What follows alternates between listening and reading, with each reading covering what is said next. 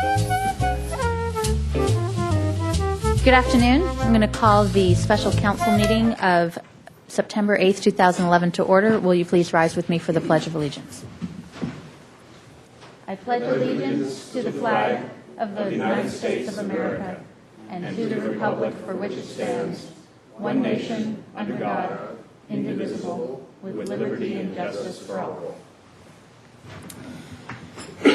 Thank you. Please call the roll. Councilmember Francisco. Here. Hotchkiss. Here. House. Rouse. Here. Self. Here. White. Mayor Schneider. Here, and I know Councilmember Rouse will be here momentarily.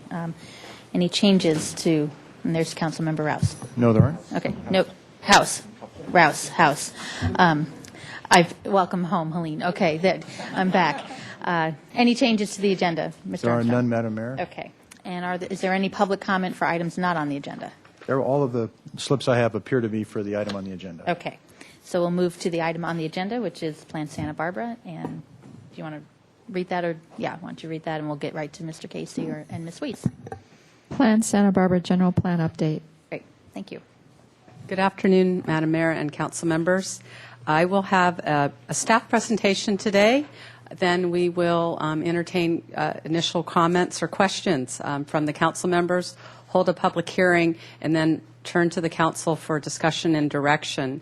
I will be running through the complete staff presentation, but the way it is set up is there are slides on particular issues where the ad hoc subcommittee has suggested that there be full council discussion, and we can return to those slides as well as the attachments in your council report for more in-depth discussion of the issues.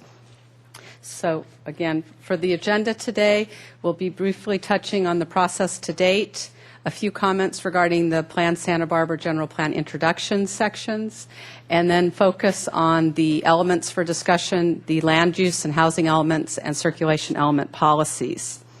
Throughout the ad hoc subcommittee's process, as well as check-ins with the full council, there have been a number of areas of general agreement, and we have been documenting those through edits to the proposed policy language, be it goals, policies, or the possible implementation actions. So attachment 3 to your report does outline these areas of general agreement, and then as well today the ad hoc subcommittee is recommending key issues which have really been some of the key issues throughout the whole Plan Santa Barbara process to spend some time and attention to, where there has been a variety of opinion expressed throughout the process and no clear consensus to date on some of these key issues.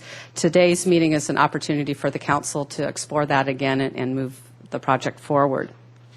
So again, process to date, late last year there were council meetings with proposals for potential adoption based on the Planning Commission recommendations, extensive public input, and then the ad hoc subcommittee process that has been underway. The issues that have continued to be discussed are those related to the residential density, design, and parking. Again, just last month you received a report from a community effort, the AIA charrette, and those key issues were central to the charrette exercise and the report to the council on August 2nd. On July 26th, working backwards a bit, that was the last council review of other sections and elements of the Plan Santa Barbara project, and today's meeting could be similar to that, again, where we'll highlight these policy issues in terms of recommendations from the ad hoc subcommittee. We've provided as an attachment to your council agenda report the introduction section of the general plan. This is, of course, really an important foundation that provides a comprehensive explanation for the general plan as a whole. And based on the council goals and the initial direction for the Plan Santa Barbara process, it is quite a bit about sustainability, and specifically what the sustainability means for Santa Barbara. The key issues or policy drivers, as they're termed in the introduction, are really the important community planning issues that this community has dealt with for decades now, going back to the living within resources in terms of what what defines the community in terms of the quality of life and our stewardship of resources such as water, air quality, traffic, and other important resources. So attachment 2 to your staff report today was additional information in terms of the data and basis that has been used for Plan Santa Barbara, certainly questioning what does sustainability mean for Santa Barbara, what does affordability mean. Since these are key goals in the general plan process, we took the opportunity to provide an additional discussion and references to materials that have been developed over the course of Plan Santa Barbara. And again, the introduction section has been edited a little bit over the last period of time, but it actually was not specifically reviewed by the ad hoc subcommittee. Depending on the direction of the full council, we could go back through and make edits to, again, make sure that it is in sync with the policy direction. If some of the policy direction would be changing in any significant way, perhaps the introduction would need editing. But to date, we believe it still is a good representation of the founding principles behind the city's general plan. One comment on that section, with the formation of the Historic Resources Element Task Force, we did specifically ask them to look at the introduction. Within the introduction is a full section on the city's history, and then there's also an appendix to the general plan regarding history. And I hope that you did today receive a letter from the Historic Resources Element Task Group, and they have recommended some amendments. As this process moves forward and we were to produce the next full version of the general plan, we do anticipate making edits and changes based on their input to that introduction section as well. Okay, at this point, I'll be running through the different elements and either trying to quickly summarize those areas that the ad hoc subcommittee has generally recommended for adjustments in terms of the document, and then also cover the areas where more discussion is requested. So in terms of the land use element, a new goal was added with respect to historic preservation. The goal regarding neighborhoods included new language in terms of protection of the neighborhoods areas. And the Adaptive Management Program, LG 3.1, which is an implementation action, is emphasizing the use of existing data. That has been a discussion with respect to the Adaptive Management Program, not embarking right away on a major program that would require extensive new work. Then LG 4.5, a comment was added with respect to, and capital improvement planning to also consider the, specifically consider the needs of motorists. Other land use element recommendations, LG 5.1 with respect to affordable housing. This was amended slightly, again, to provide the focus on rental and employer housing, and that's been consistent with all the discussions. Under community benefit non-residential land uses, some clarifications were recommended to make it clear that the City Council would, as we have now, a resolution of the City Council identifying and or defining what it means to be a community benefit or economic development type project or green business type project. Then the Transportation Demand Management Program, that was something that we did discuss at the ad hoc subcommittee, and the committee felt it was more appropriate to identify that such requirements would be imposed or considered for larger scale development, but not necessarily required in all projects as the language was drafted. Other amendments discussed, and I think the council was informed of this at one of your earlier meetings, the subcommittee recommended striking any possible implementation actions specifically related to the form-based code tool.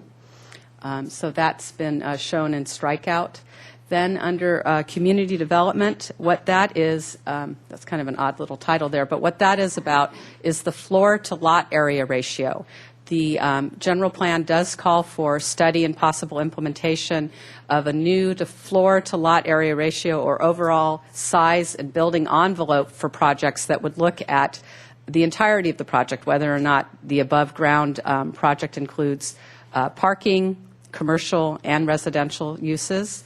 And what was added to this policy was specifically direction to work with the community, the development community, the design community in the process of developing Florida lot area ratios.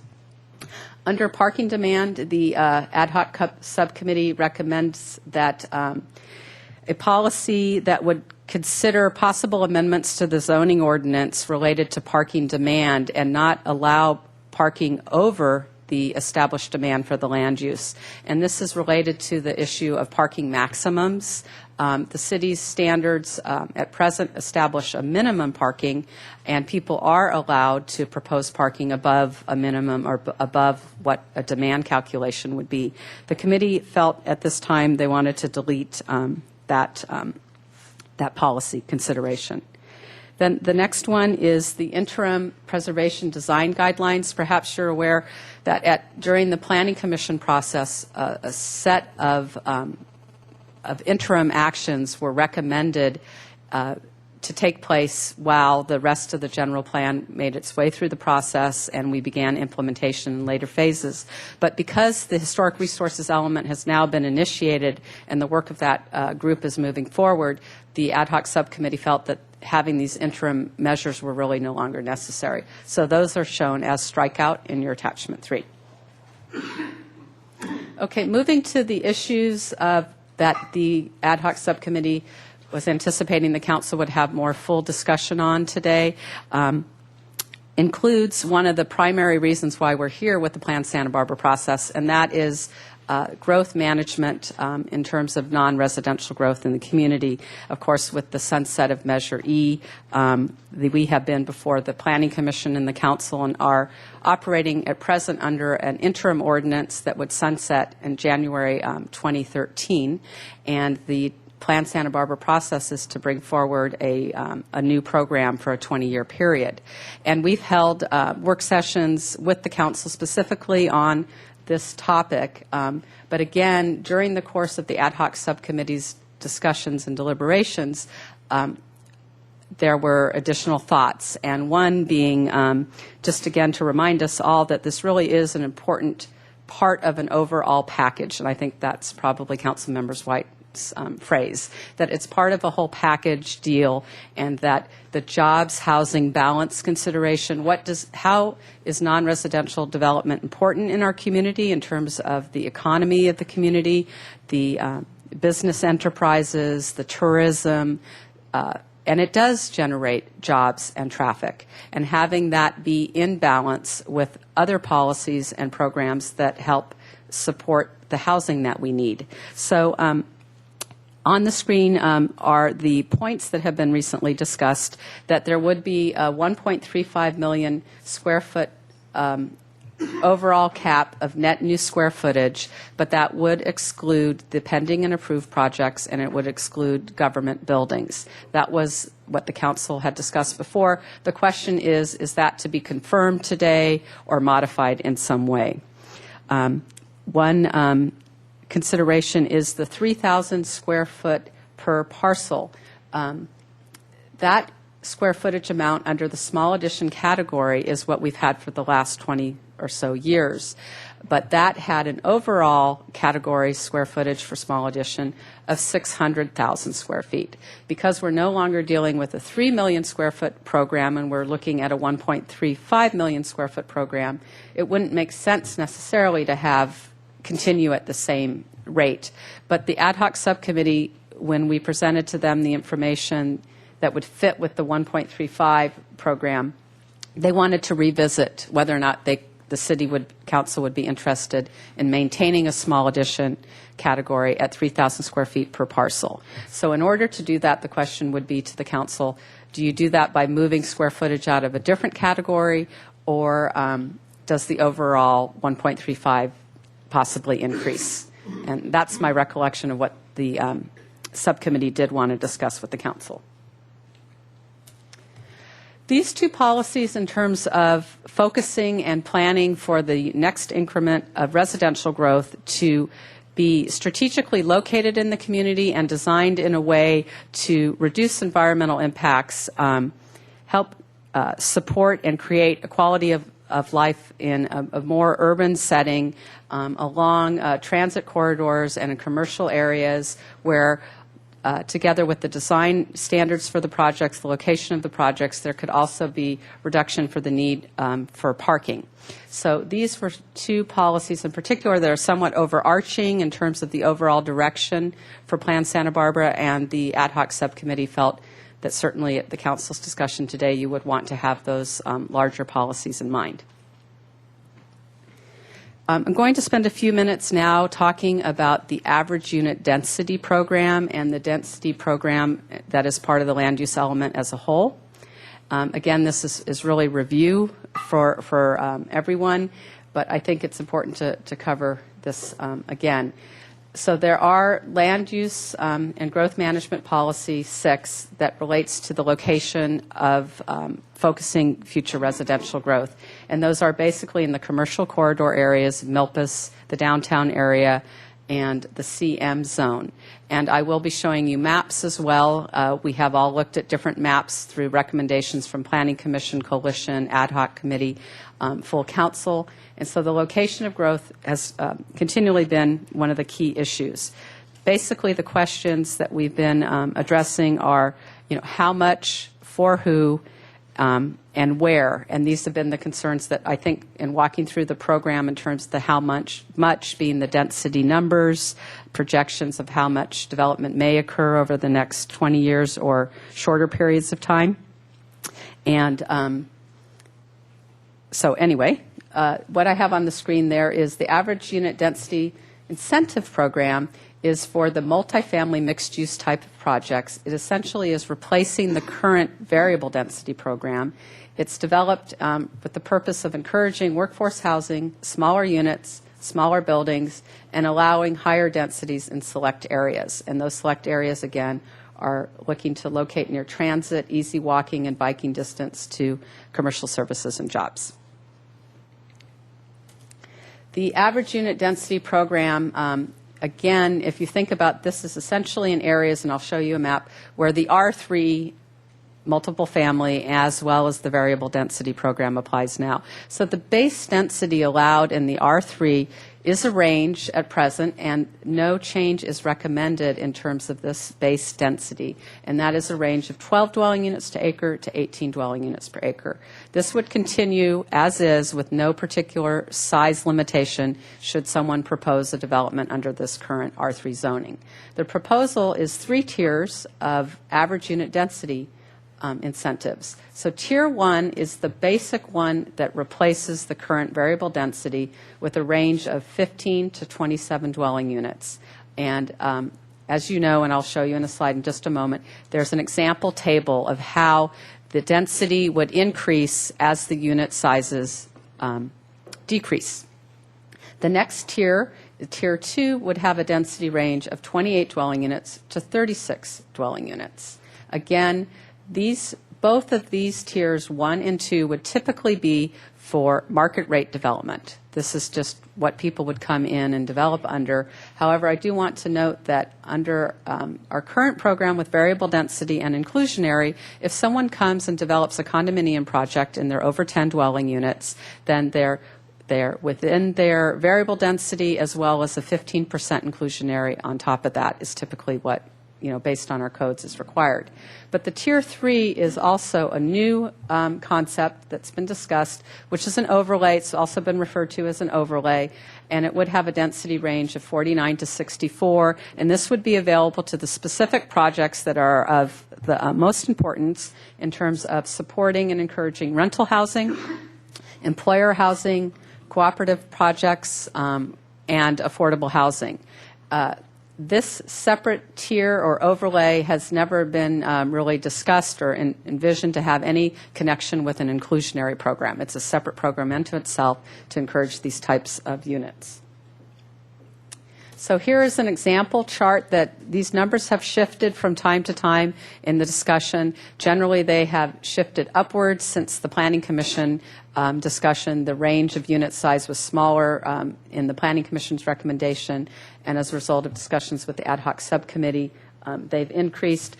But these numbers here are, you can see that as average unit size decreases, the density increases, and the floor to lot area ratio, FAR number, is for the residential floor area only. So it's not a floor to lot area ratio of the whole project. But that stays constant.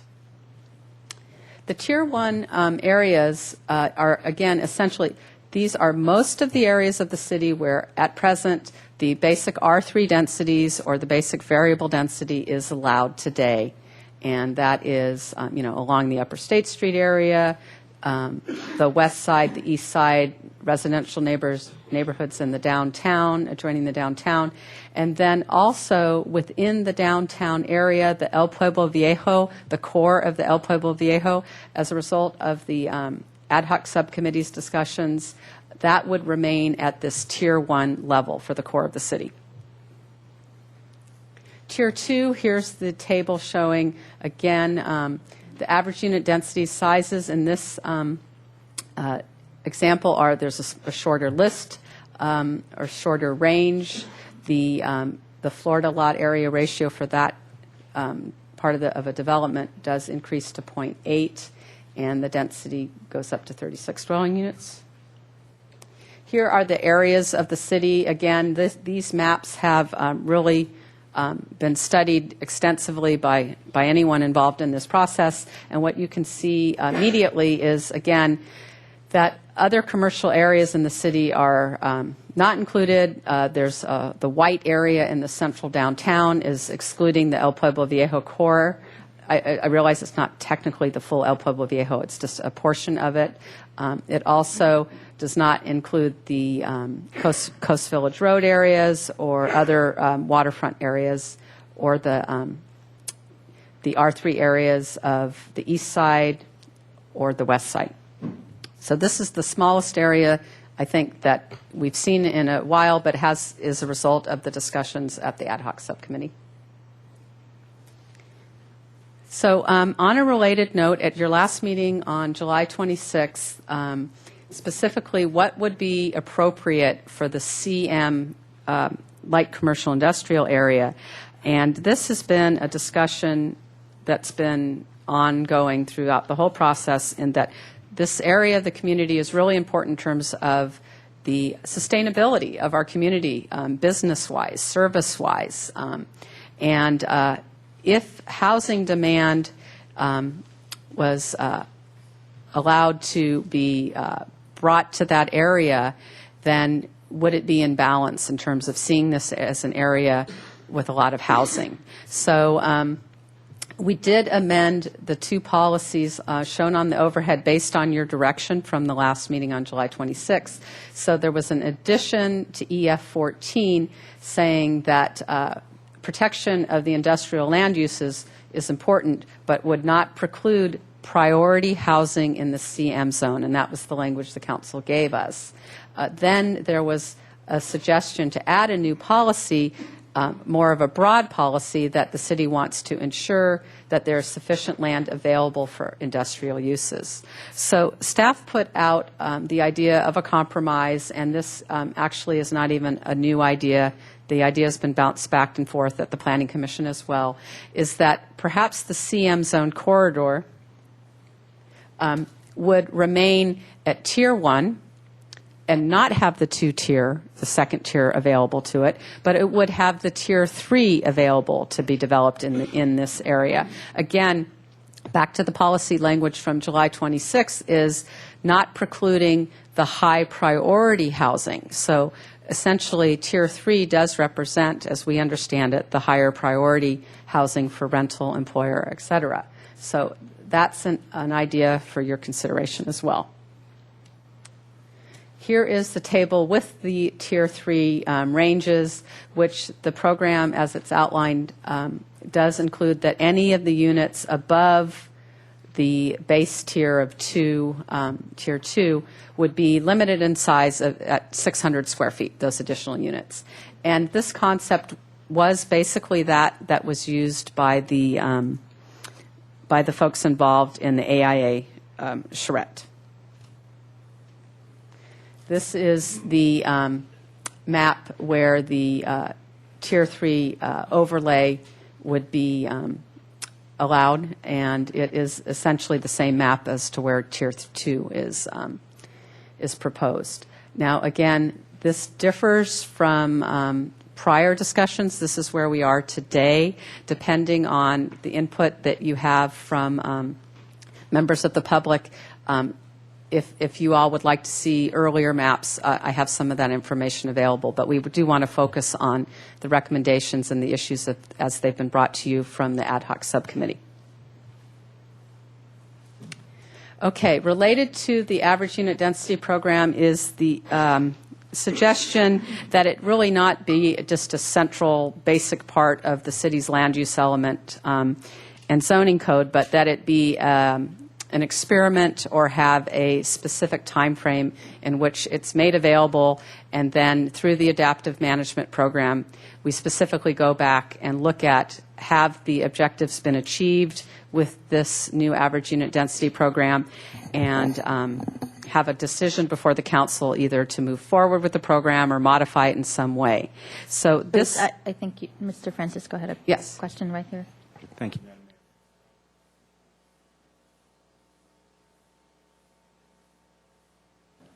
One thing I want to be clear on here is that there are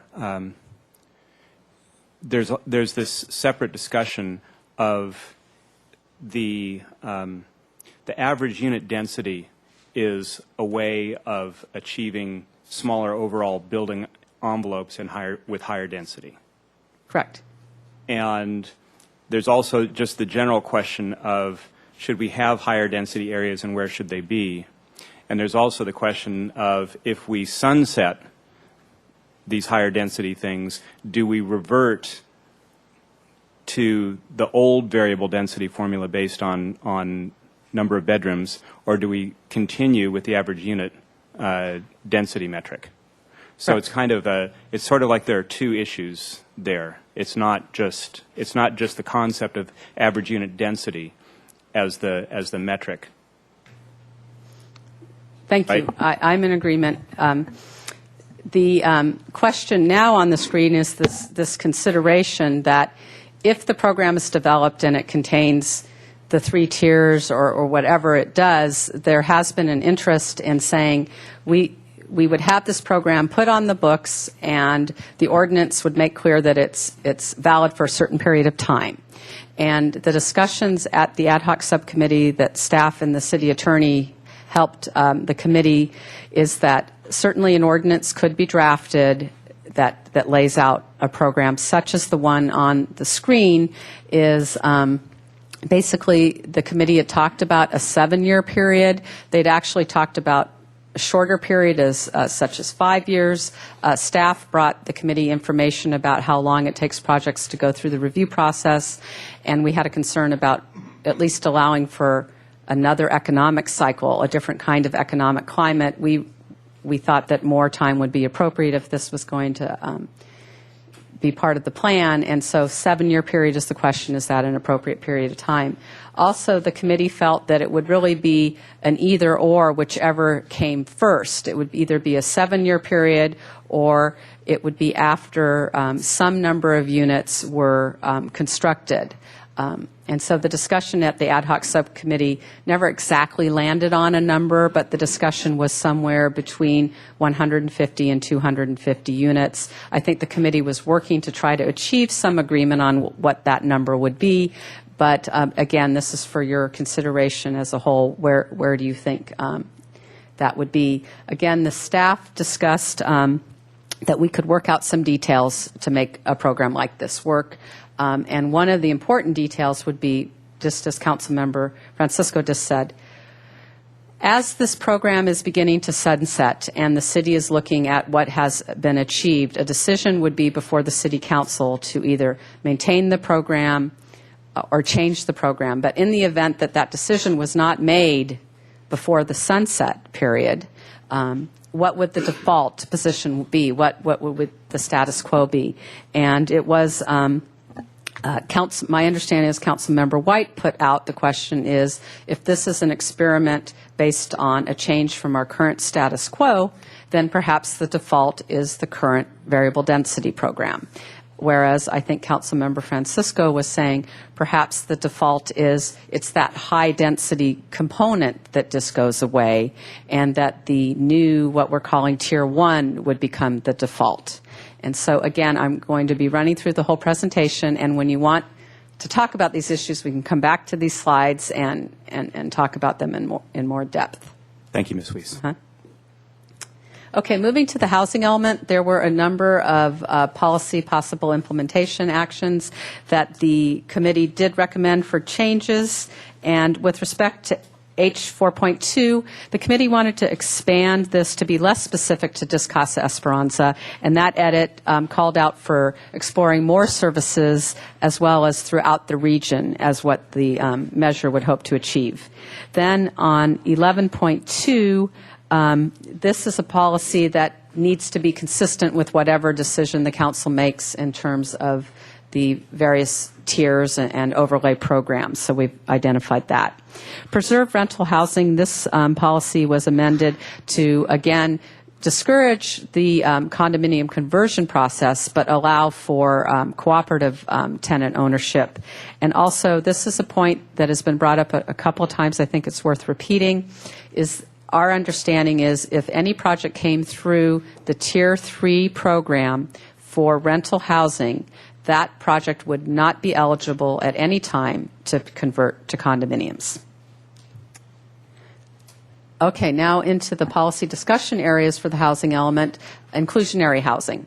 That would be, before the council to consider what kind of direction, general direction, would you like this possible implementation measure to guide future changes to the city's inclusionary ordinance. The decision as to exactly how that ordinance would be amended is not being made at this time with the adoption of the general plan. It's just an indication of what issues the council would want to be explored. Changes to the fee structure, changes to the percentage of units that are would need to be inclusionary, and the direction to suspend the program in times of economic downturn. Another policy that's been discussed, and the community certainly had questions in terms of what was intended regarding secondary dwelling units or granny units. There was a concern that this policy direction was expanding or changing the areas of the city where secondary dwelling units are permissive now. There really is no change to the geographical area, but there were a number of recommended changes to the standards of development. And the committee looked at that bullet list of possible changes to the standards and felt that, that we should not have a change in the lot size. At present, you need a minimum of 7,000 square feet in order to entertain a secondary dwelling unit. And they did not want to see that changed. They struck the amnesty concept. Also added something with respect to water meters, and I do want to mention in terms of water meters as an incentive for affordable housing, this has been a constant concern on the part of our Water Resources Division, and they would like us to make some edits to the policy language with respect to the water meters. And then tandem parking was discussed relative to the secondary dwelling units. So again, for your discussion today, we'll be looking at Housing Element Policy 15 and Implementation 15.1 and 2, and we can refer to the specific language in Attachment 3 when you get to that point. In terms of circulation element policies, the big issue is parking, and that's because it's real. The experience we have, not just from the charrette exercise that the community did where they reported to you how critical parking is, but in any project that we've reviewed at the city, parking is always a major factor in determining the project's design, its density, the building size, the building height, and the affordability for the project as a whole. So the policies that Plan Santa Barbara brought forward in terms of parking were really intended to address the goals of creating a built environment that's compatible with the vision of Santa Barbara and our character in terms of smaller buildings, not always larger and taller buildings, and then also addressing the housing needs of the community. So the questions for the council to consider here are, does the city want to look at changing the parking ordinances to encourage the smaller buildings for workforce housing by reducing the number of parking spaces required for projects, providing more flexibility in terms of its design, tandem, stacking, and things like that? And again, at the ad hoc subcommittee level, there was varied opinion on this point, and so the full council deliberation is really needed.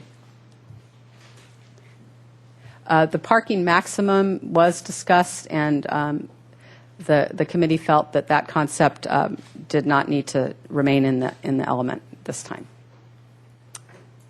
A new policy, this is a result of a recent council meeting and the opportunity to include within Plan Santa Barbara a new policy related to evacuation routes. And so on the screen before you is language that could be included in the Plan Santa Barbara adoption process. And it would be that it shall be a high priority to keep all emergency evacuation and response routes free of physical restrictions that may reduce evacuation response times.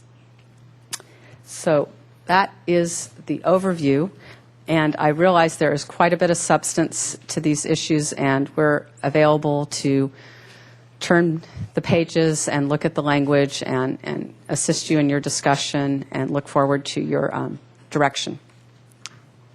Thank you. Thank you. Questions first, Ms. Self. Thank you, Madam Mayor. The item you just discussed about evacuation routes, in that was also included truck and bus routes. Is that going to be in the language also? That was the motion that we approved. This policy language is before you today to include additional considerations if you would like. I know that the existing circulation element, and Mr. Dayton is here, he may want to elaborate on this, already does address truck routes as well. We found that when we went back and looked at the existing circulation element, thinking about how this would fit in, as well as Plan Santa Barbara, it is consistent with the direction of the plan to have safe streets and mobility for all forms of vehicles. So I think we drafted it more specifically on emergency, since that was the initial subject, not wanting to put too many subjects in one policy. But well, it can be a separate bullet point, but that was included in the motion that was made and approved by this council. Okay. Was bus and truck routes. So I'd appreciate it if that could be added, since it was already approved. We brought the matter back to you today for your consideration. Okay. And then there's a lot more in the circulation element than just parking. Is this as far as we're going to discuss it with the plan? The report to you today is based on the ad hoc subcommittee's work. And each goal, policy, and implementation was discussed at the ad hoc subcommittee. We're just bringing forward the ones that were highlighted for further discussion. Okay. But certainly the whole Plan Santa Barbara document is still on the Up table. in the air. Yes. Okay. And could you explain on page 31 mid-block traffic flow improvement techniques?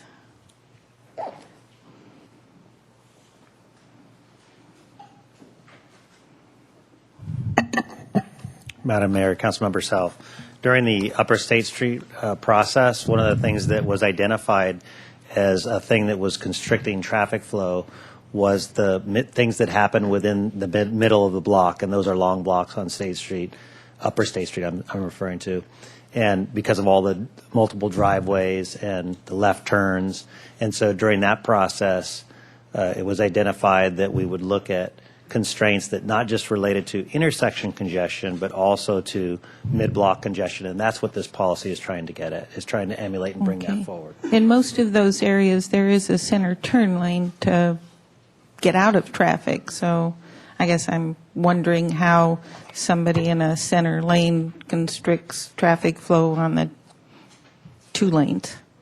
It's really about the mid-block turns that was identified by the public, that when someone's allowed to actually turn left, there's another additional element of waiting and confusion for motorists that causes congestion. That's what was brought forward. Even And- if they're in a center lane? Well, the There is in most of it, not all of it. Maybe we should just open more center lanes for people to get out of traffic. Well, actually, the recommendation to improve mid-block congestion and interruption was actually to create medians. Yeah, I don't think the fire department likes those a lot. That's absolutely correct. That would be a limitation. So there we have a balancing act to do whenever we would implement that. To reduce mid-block congestion, we'd have to actually have the fire department saying, yes, that's appropriate in this area. Okay, thank you. And let me see. Could you explain a little more in detail a cooperative project? I see you explained it a little bit with, you have an apartment building and we can all get together and buy our part. But I guess I'm wondering, if you do something like that, does it have to meet condominium standards as far as the state of California goes, or can we just all get together and buy a piece of it? Thanks. I think Mr. Wiley wants to answer that question. Councilmember Self. Well, actually, on that last question about condominium standards, there is in state law a form of ownership called a cooperative, and it's of course more common back east, not too common in California, but state law, California law, does allow people to gather together and either form a cooperative, a housing cooperative, or to, say, take an existing apartment building or even a condominium building and convert it to a cooperative form of ownership, where instead of like a condominium where they own the airspace of their unit and the walls and the floors and the ceilings are a common area, they actually own the right to occupy a unit, and that right is documented by a share. So that's the cooperative form of ownership, and it's distinct, as I say, from a condominium. In terms of how this might work to build new housing, I think the concept, the suggestion has been that by having a group of people come together, they could more easily finance it. They could either more easily maybe come up with the money to buy an existing apartment building, or possibly come up with the money to finance the construction of a new building. So frankly, I see this as not being all that common, but it could be, as has been pointed out, something that might cause a few affordable projects to occur. Thank you. Mr. Rouse? Thank you, Madam Mayor. Ms. Weiss, on the discussion of the government building exclusion, those are strictly like office and functional type of buildings. They're wouldn't be anything to do with housing per se, or a government-sponsored housing building, or would it? Councilmember Rouse, the growth management program is specifically for non-residential development, and so it has nothing to do with housing of any type. And the idea behind the government building is, in our experience over the last 20 years, we actually have seen a number of projects like at the wastewater treatment plant.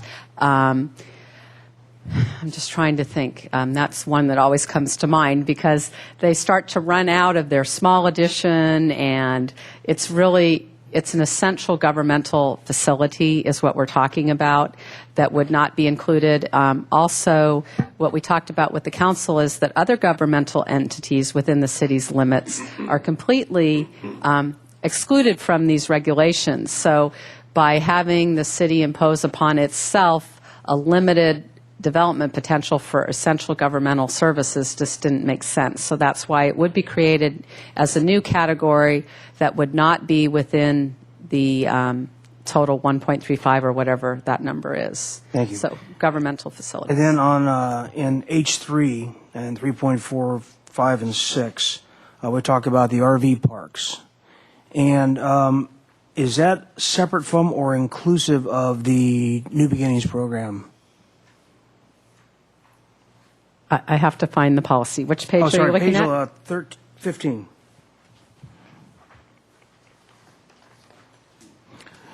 Just curious if we're talking about developing a campground type facility or a housing type facility. What are we? Yes, what was intended is not the safe sleeping program, but an actual It's like a RV type KOA? park. Yes, Good, yes. Good Sam Club. Okay, very good. And then last question for me was on H 4.1. So on the year-round homeless shelter, would there be no CUP then required of these newer facilities?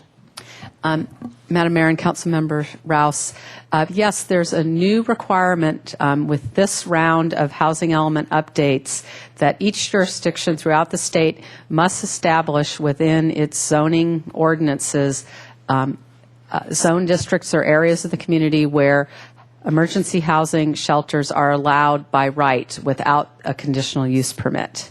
So it turns out that here in the city, we actually have already done a little bit of both of those things. We do have a conditional use permit for the Casa Esperanza project, but the transition house downtown on Ortega Street does not have a conditional use permit. So we looked at what our practice has been, and this policy was discussed at the Planning Commission, and it was felt that the existing Casa Esperanza with its split zoning and its existing CUP would remain a requirement, but new emergency shelters would be allowed to be considered in the CM zone. It was the CM zone district that we identified as the one where, to be consistent with this new state law, the city's ordinance would allow possible emergency shelters. I was just confused by the language year-round emergency shelter. That seems a little contradictory to me. I mean, does that mean it's open all those beds are open year-round as opposed to how we do it now where we have expanding and shrinking capacity? That is correct. Again, it's to be a year-round emergency shelter. I think the people that are housed, it's considered an emergency probably for them on any given day that they need the shelter. So it's not related to the weather like our current program is. The state required this terminology, year-round emergency shelter. I have to get my arms around that one. Thank you. Mr. White? Thank you, Madam Mayor. First of all, on page 3, I don't understand the under unit sizes. It says Tier 3, 600 square feet, and then it says there's a parenthesis above Tier 2. And I don't understand what that means. Could you explain that, please? You're talking page 3 of the council Page agenda 3 report? of the staff report that Staff you're just report, okay. starting right out. Councilmember White, on the overhead, what you see to the left is the Tier 2 program, the range of density 28 to 36 dwelling units, and the unit size ranges. And so the Tier 3 goes on top of Tier 2, and the units above the 28, for example, if it was a project that had 28 base units, any number of units above that would be at 600 square feet. So that's what we meant. Any units above Tier 2 making use of the Tier 3 program. However, I want to clarify that let's say I came in to build a rental project. I own some property within the delineated area where the Tier 3 program is available to me. All of the units are rental. Some of them would range in size up to, say, on average, 1,160 square feet, but a certain section of the project would be units at 600 square feet. I confess I do not understand this yet. Okay, and And I maybe was- I don't need to drill on it very hard. We've got a lot of distance to cover, and I was like Ms. Self's questions, whether you're getting down to a specific thing. But I just don't get that yet. So Okay, I maybe could we just state that it was tested by the charrette. So they did propose buildings with these mix of unit size where they met the average unit sizes for a certain number of units, and then all their bonus Tier 3 units were at 600 square feet. So I realize it's a complex formula, but it actually has been applied already, at least in theory. Everything above 36 units is 600, would be 600 square feet. Right, if you had an acre site. Okay. And just while this is up there, another one of my questions was the Tier 3 is the only one which has an increased floor area ratio as the unit count goes up. The rest of them is sort of a lockstep. It's the same square footage, same FAR, more units. Now, so can you explain how and why that difference was cobbled together? It's just the way the math works. When you added the additional units and allowed greater densities at a constant of 600 square feet, it raised the FAR. Whereas the other formulas for Tier 1 and Tier 2 are always averaging the same. Whereas in Tier 3, you're simply adding. So the more units you add, the building size does increase. So it's just a factor of the math. It's a strategy that is laid out. That same concept could apply to the other of increasing square foot, increasing FAR as unit count goes up. Could also apply to the others if Right. that were, If the program was wanted to do that. correct. Okay. The strategy just added them all at one constant size, but it could be just another tier of a range based on an average unit density. Yes, that could be an alternative. Thank you. Okay, then moving along to the next page, to page 5. I had understood, and I'm under the reduced parking standards in the staff report. The paragraph 2 says that I said that the existing requirement of 1 parking space per unit for mixed-use projects in downtown. I thought that there was an area in downtown where 1 space per unit applied that was not mixed use, but just was in the downtown area. Am I off base on that, or is that the case? Madam Mayor and Councilmember White, the current zoning ordinance standard for the 1 is for mixed-use projects. That's the current standard for this specific downtown area.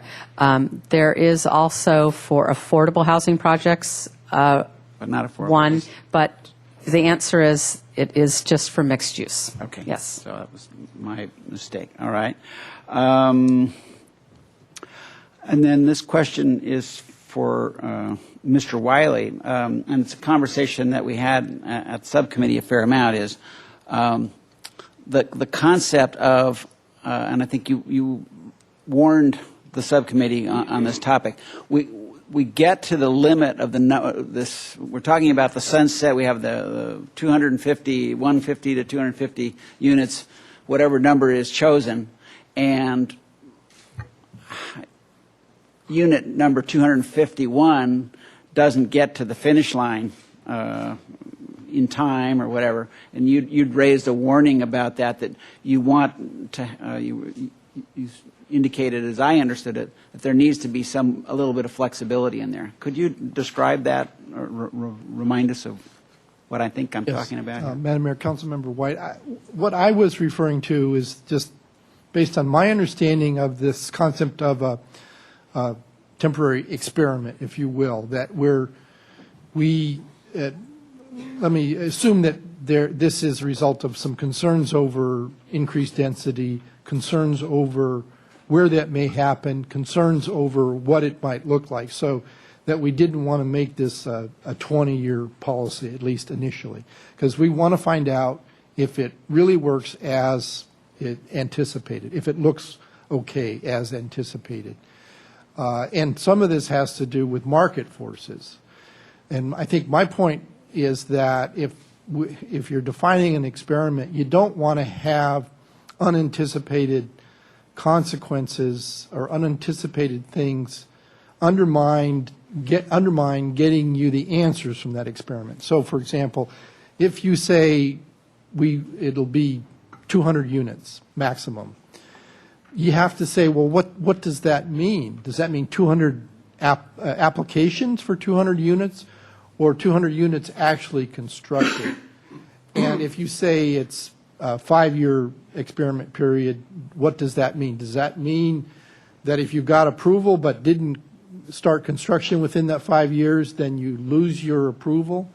And so I think my point has been that to really test this, and obviously we've got to think this through carefully when we draft the ordinance, that it might be best, because developers always like certainty, and when they don't feel they have certainty, at least in my experience, when they don't feel they have certainty, they won't apply for something. It's expensive, and it's time-consuming to apply, and if they're told, if you don't have this built and someone else some other developers build the 200 units before you, you've just wasted a lot of time and money. And so they won't even apply in the first place. And that's sort of the unintended consequences. So my suggestion has been that we, if you will, and I hesitate to use this word because it's not quite the right word, vest applicants with the right to get to the end of the process. If they apply and if they're a completed application, we tell them, you know what, we're not going to take this experiment away from you because you got in time to complete it. And we will, in fact, allow you to build those units, even if some of them are built after those 5 years, knowing that we will stop taking applications after we've hit the limit, or we'll stop taking applications after we've hit the time limit or something. Well, can I just follow up, but just to be clear that we're not guaranteeing that their project will be approved. We're just saying that we're not going to take away this density allocation or, the zoning that was established when you first submitted your application. So, because I don't want to give the impression that you will have your project, because there are projects that get denied even though it follows whatever the density zoning is at that site. So that's a good point. There is nothing that we're suggesting promises anyone approval. What it says, for example, if you apply, you will get to the end of the process, whether it's the Planning Commission or possibly in front of the Council on Appeal. And if you get that approval, we won't pull it back from you. You won't find that, you were delayed because you couldn't get financing and you hit 5 years and we say, tough, you've lost that approval. And the only thing that happened was they couldn't get their financing. Thank you. I have two more, Madam Mayor. First of all, on page 16, and that may be a different 16, it's a little further along here. It's H 4.2 policy, and we're talking about Casa Esperanza, and I'm not sure that the wording is quite what I had expected.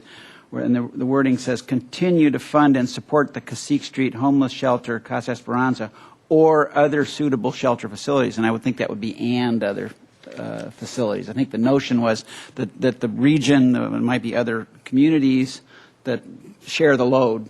So it's just I want to make sure that that's at least, I think that's what the general consideration was. And then finally, the inclusionary requirements that Ms. Weiss raised, is today the day when the council would chew on that? And I mean, I've obviously spent, as staff will know, I've spent a lot of time being concerned about that.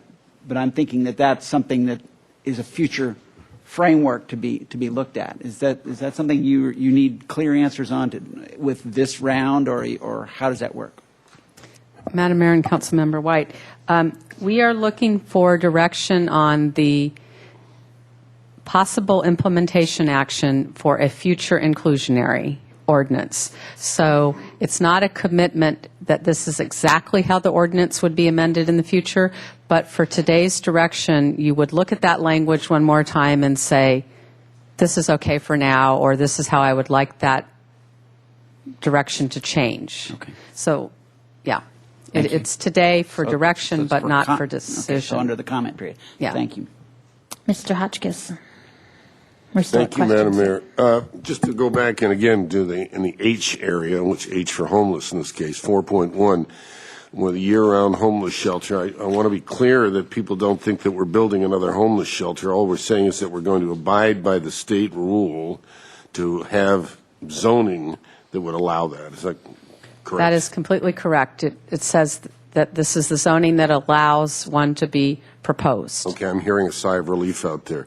The second thing is H 4.3, expanded services, support the efforts of the coalition to provide shelter and support for the homeless to expand the Cacique Street Homeless Shelter and other facilities and services to year-round programming. That's, where does that come from? That doesn't seem to me to be part of the state mandate.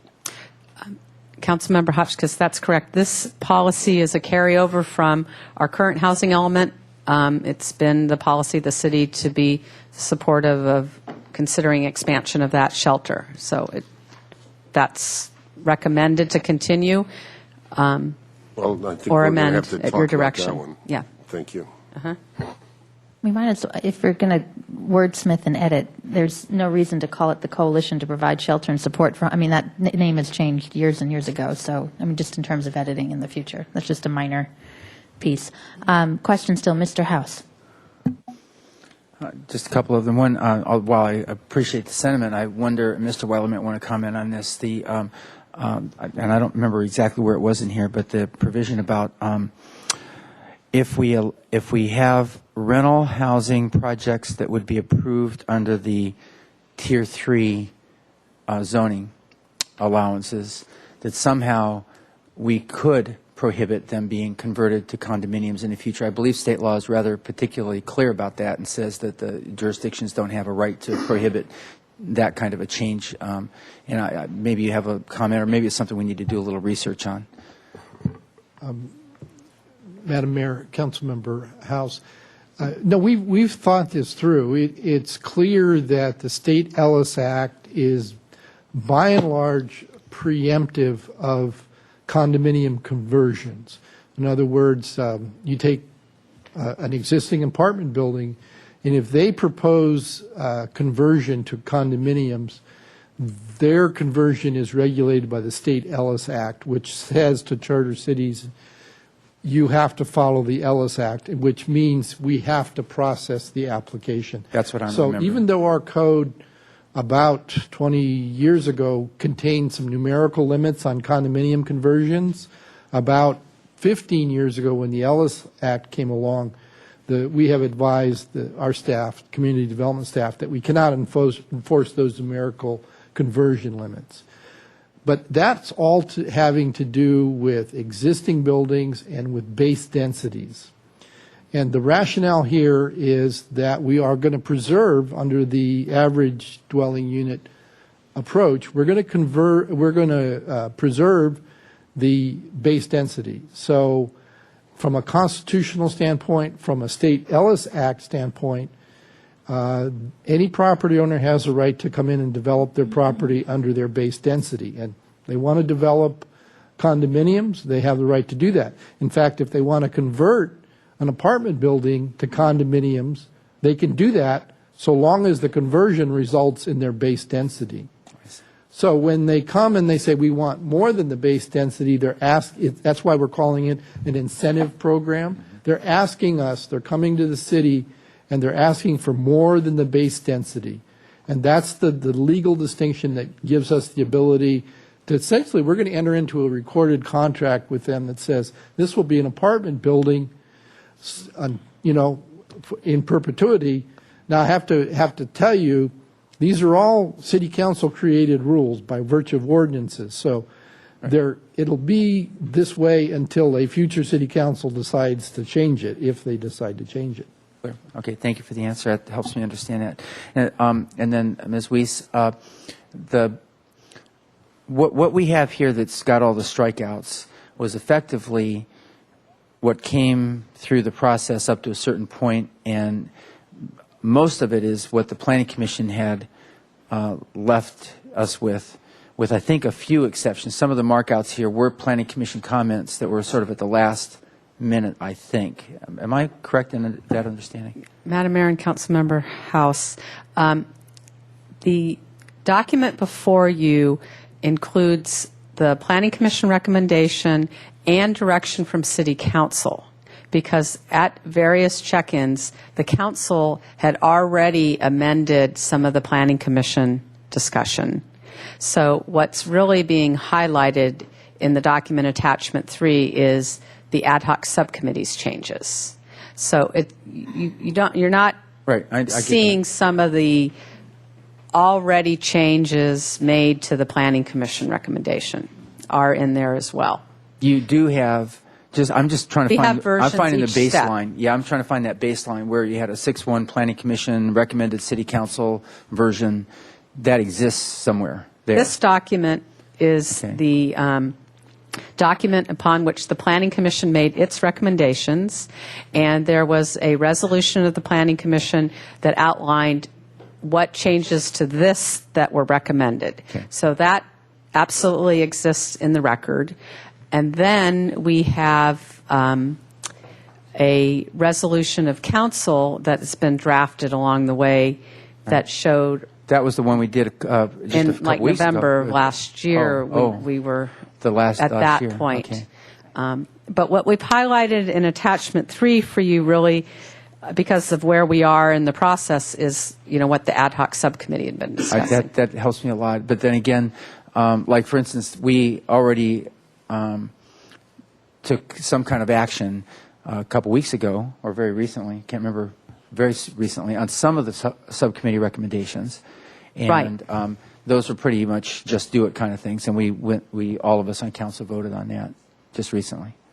Madam Mayor and Councilmember House, we provided a week or two after that meeting of July 26, while it was fresh and everything, we made a showing changes document, and we put it on our website, and we made it available to the council for you to see the changes that you directed from July 26. So that exists, yes. Okay, That's- thank you. Okay, thank you. Separate from what we have here, because those Right, are those other chapters, topics. those chapters weren't brought forward again today since they were Those are chapters concluded. we don't have here today because we're dealing with a whole different set right now. Right. Already Thank you. talked about it. Right. Okay. Ms. Self, and then I want to get to public comment. Thank you. One quick question. One of the things that I didn't see discussed was we had talked about bonus density for rental only. So if we're getting 60-some units an acre, but then they're going to do rental, then do they get 120? Madam Mayor and Councilmember Self, Tier 3 is the upper limit of the rental. Tier 3, those numbers, Okay, so that that's the- chart, it doesn't go higher than that. Okay, for rental. except that the state required bonus density could go on top of that. Well, again, I think this is an area for Mr. Wiley to respond.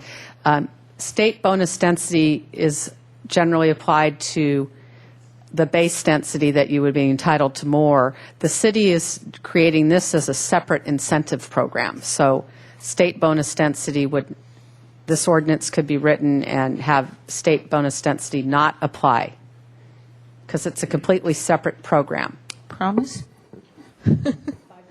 Councilmember Self. Yeah, it's similar to the question about condominium conversion. As an incentive program, we will structure this the way we want it, and we will not apply the state bonus density to that, because we only have to apply the state bonus density program to the base density. To Tier 1. Yes. Well, no, that's not even Tier Base. 1. That's just the Yeah. base density. Okay, That's, yeah. thank you. Okay, I'm going to move this to public comment. I'd like to invite the two planning commissioners who are here to speak first, and we'll start with Sheila Lodge and Bruce Bartlett, and then Ms. Schwartz. Did you want to speak as well? Because I don't. Okay, thank you. Oh.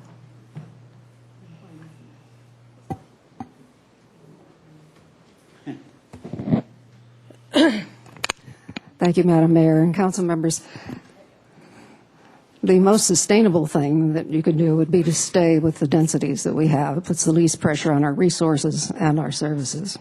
However, there is the housing issue, and I think what has been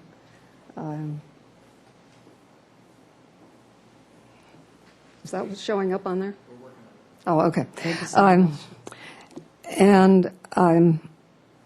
One of the things that came out of the charrette that was of most interest to me is that it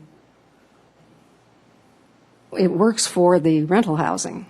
The staff report says that the council agenda report at affordable and sale housing is is just under 300,000, and that rentals is just under 2,000. That's an upper limit to be affordable. Considered affordable, and that works for the higher densities with the rental housing, but it doesn't with the market rate housing, because the average is 580,000 on those, and that's a lot more than 300,000, and really not. I think it's not reaching the people that we want to be able to buy homes here. I did want to comment on Measure E. I think if that the 1 million square feet, if the pending and approved and government projects are excluded from that, then the 1 million square feet, which lasted for 20 years, the initial 20 years, should work for the next 20. I guess you can't find it. Okay. What I was going to suggest is that everything be an overlay, that the overlay map can be applied to the general plan map. I'm sorry, it's not working. And so that everything is an overlay: rental, market rate, employer, co-op, in the area that, and I think that's an appropriate area that in the general plan map where it has been decided it should go, and that it should be an overlay as well for the Cumber area for the market rate. And in this way, we're not saying to anybody that you've got any kind of entitlement to anything higher than the 15 to 27, the tier 1, 15 to 27 units per acre. But they can come in and apply for the higher density projects, and then if after time, if it seems that it doesn't work, then at the end of the time, whatever you decide on, it wouldn't be something that is cast in concrete in terms of increased density, and that's what I'm concerned about. Whatever happens, I hope you can move forward. I'm not the Planning Commission representative to the Historic Resources Element Task Force, but they are making good progress, and I would love to be able to get to work on this framework and do all the things that need to be done to complete the general plan. Thank you. Thank you. Bruce Bartlett, and then we'll move on with Gene Holmes. Good afternoon, Madam Mayor and council members. It's good to be in front of you again. It's been quite a while since I think I gave the majority report from Planning Commission last year when we gave you the big package to chew on, and it's been several months and a lot of chewing. So anyway, I wanted to come back and just, touch base, let you know, I think the thoughts of the majority of the Planning Commission based on our work from last year and what has been happening since then. I think the commission is really concerned that the subcommittee has really been, tugging on that thread that has been the fabric that we wove with community support of numerous groups to the point where there's not a lot of fabric left, and we're concerned, that if the subcommittee work keeps going, we will have lost all the community support that we worked so hard to garner over 5 years. I personally was involved with the design charrette a couple of months ago. I specifically requested to be a rover and be part of every group so that I could try and understand the lessons and the things being learned from all of the opportunity sites. And I think that was quite insightful for me. I think I saw a lot of things that worked and other things that maybe could work better, but it was, I think a valuable experience. And I think what it reinforced for me was that charrette experience is exactly what Santa Barbara went through in the early 20s when a group of architects came together and tried to envision what can we do for the future of our town, how can we make it better. And I saw that same spirit really come alive in the charrette, and I know a lot of you took the time to come and experience that, and I hope you can seize that moment and that energy that this community has and carry that forward. And I think it's really time to bring this process, out of the subcommittee, and I hope you can redirect staff to, stitch back together some of that fabric that we took so many years in weaving for you, and we'll consider those efforts and all the groups that were behind us. I hope that those groups are still there, but the way things have been transpiring, I'm sure a lot of them have fallen away. I do have just a couple of personal comments based on what I heard today and questions maybe that can be clarified, and I know my question probably sounds more like the name of a song. It's, too many tiers, how many really apply to the quote-unquote experiment. I don't think that Tier 1, Tier 2, and Tier 3 should count toward that unit number should you want to go in this experiment direction. To me, Tier 1 is our current density, so the only units that should count toward an experiment would be any units that are proposed above our current density.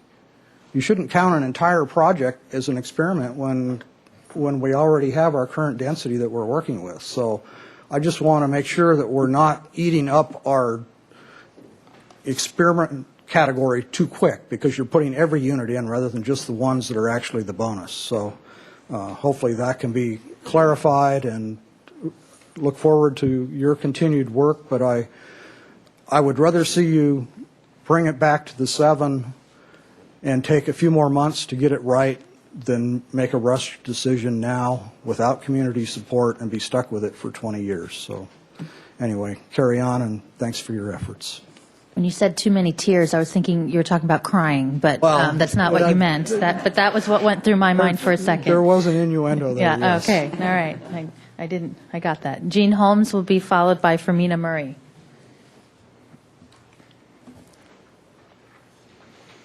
I'm Linda Mayo. I'm reading Jean Holmes' statement for the League of Women Voters. Madam Mayor and council members, the League agrees with the sustainability and affordable housing goals of Plan Santa Barbara, but remains skeptical of some of the proposed means to those ends. We are not convinced that the big increases in density will produce the desired results. We favor keeping the present 15 to 27 units per acre base density with average unit size and FAR controls downtown to maintain the character of the area. From the beginning, the League has supported incentives to get rental projects built, but we think 63 units per acre is too high a density.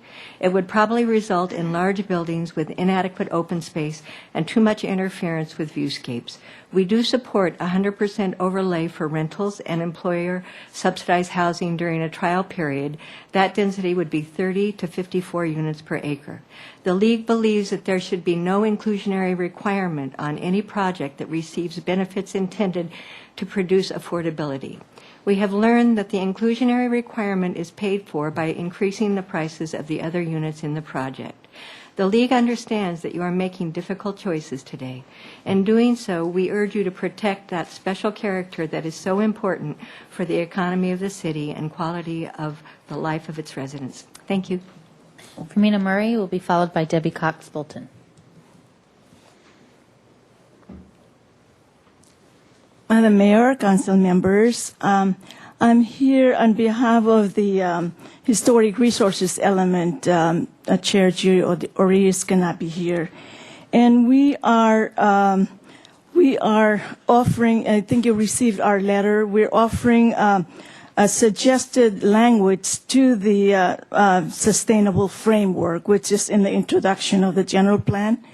And those suggested language is this: living within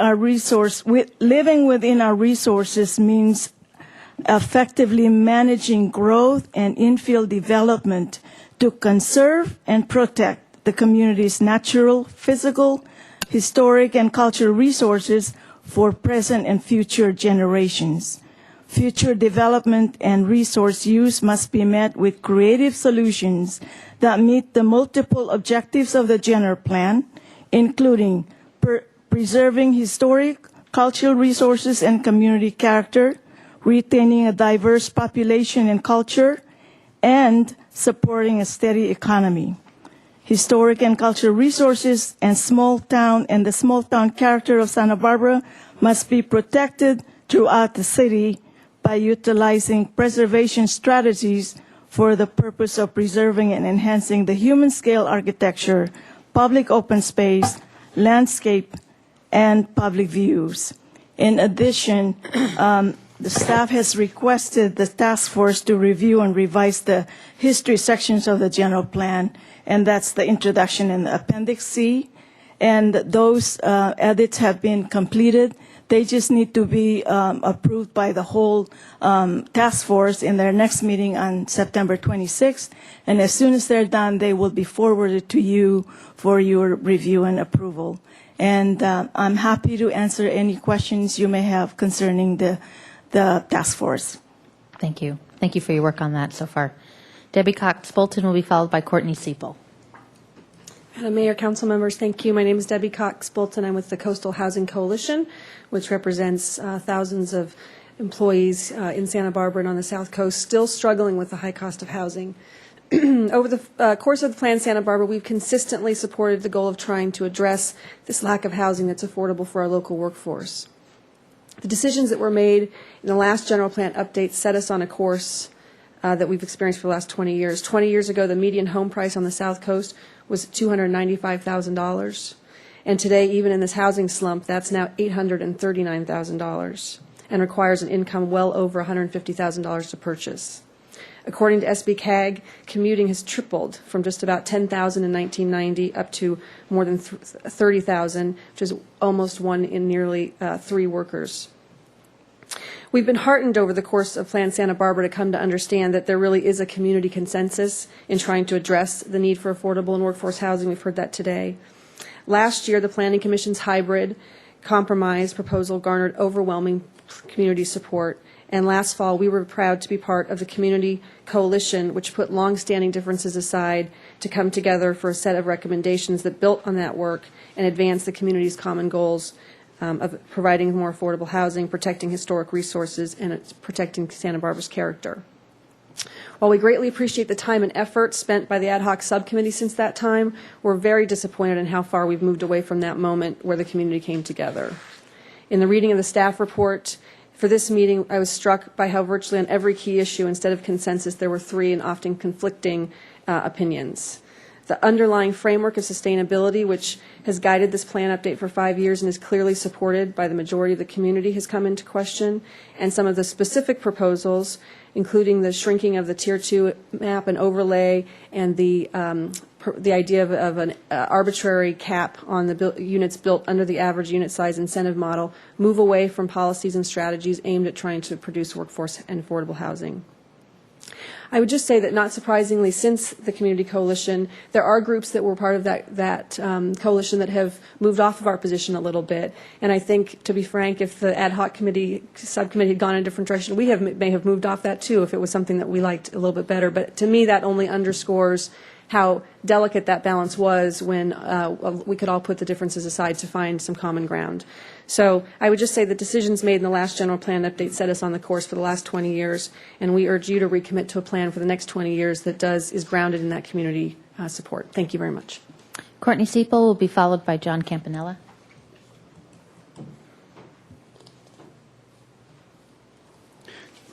Good afternoon, Mayor and Council. I'm Courtney Siepel. I live at 1510 APS on the Riviera.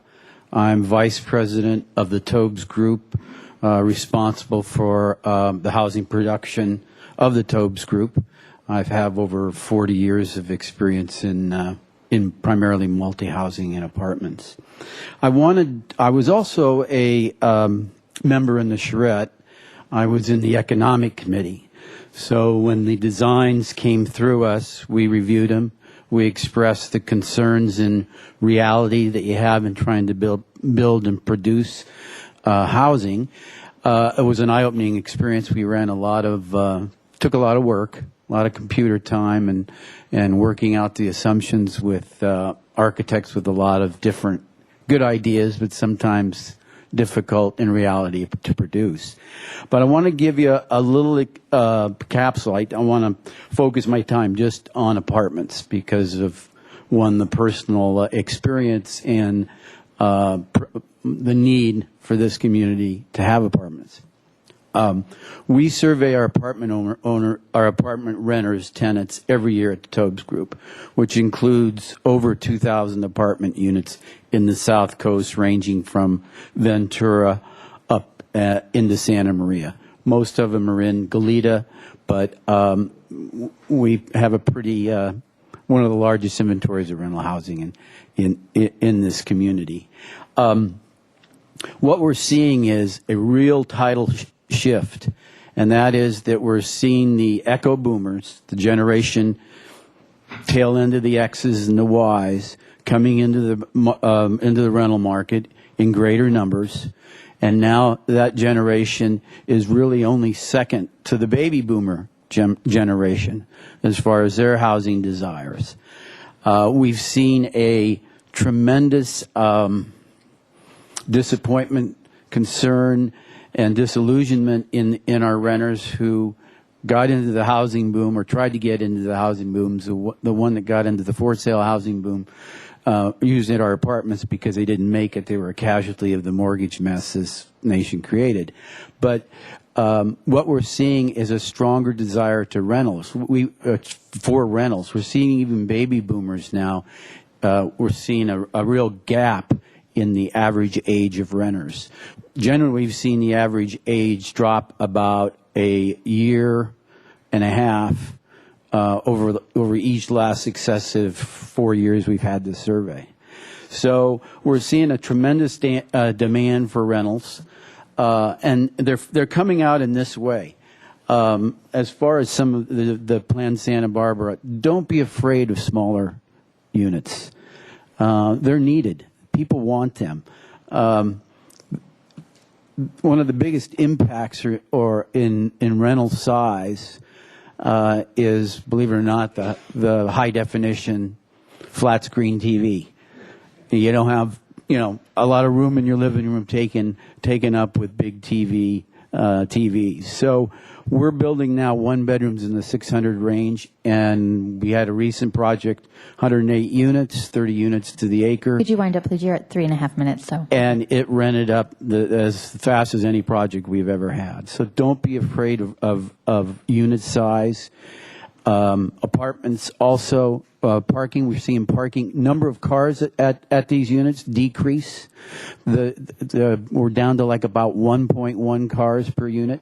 We're overparked in every project we have. And to sum up, that we're in favor, we can't build apartments unless we get at least phase 2 and phase 3. So if we're going to build rental housing, we need that density, we need relief in parking, and we can produce the units that this community needs. Thank you. There are some questions. Before you go, Mr. Siepel, Ms. Self, and then Mr. Hotchkiss. Thank you. What do you think the vacancy rate is in Santa Barbara right now? I could tell you exactly. It's 1.8%. The Dyer Sheehan Group does a survey every 6 months. This was dated April of 2011 this year. Our overall portfolio in the Tobes Group, as of every Monday we get our surveys, is about 97%. But the reason that there's a 3% vacancy factor is we just have a lot of turnover. Yeah, I guess that doesn't match. I'll have to check with the Rental Property Association because they have a much higher vacancy rate. Well, they probably include smaller units. These are only over 10 units, these surveys. They don't include one, right, two. This is... Yeah, so they're larger apartment right, complexes. which is more reflective of what's available on the market rather than just the big guys. Okay. Thank you. Mr. Hotchkiss? Thanks for coming forward. Your expertise is much appreciated. So you say that it's for rental units, it's possible for a developer with Santa Barbara's land prices at Tier 2, I think you said, that would be a go for you? You could build and make a profit and et cetera? Yes, at Tier 2, we need a little bit bigger site because of the economics, but we could get a go at apartments at the higher end of the Tier 2. And this was without any overlay, without any special overlay. It's just at Tier 2, which should be what? How many, Ms. Weiss? What's Tier 2? I'll put the numbers on the screen for you.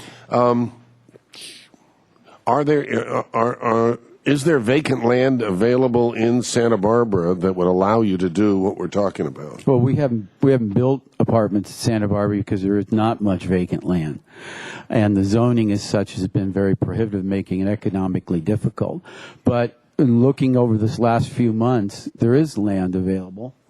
You can put parcels together, and as Councilwoman Self said, we are a bigger developer, so we require, bigger sites. But I really feel that somebody, if they want to build 20 or 30 units, and it may be us, but could make them work at the higher end of the tier 2.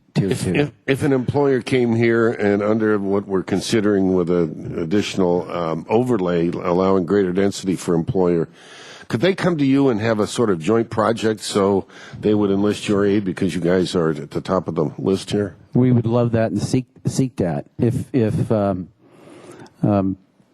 anybody came to us, even a landowner, let alone employer, that's how most of our opportunities come together. All right. Well, this is a source of good advertising for you. Yes, right.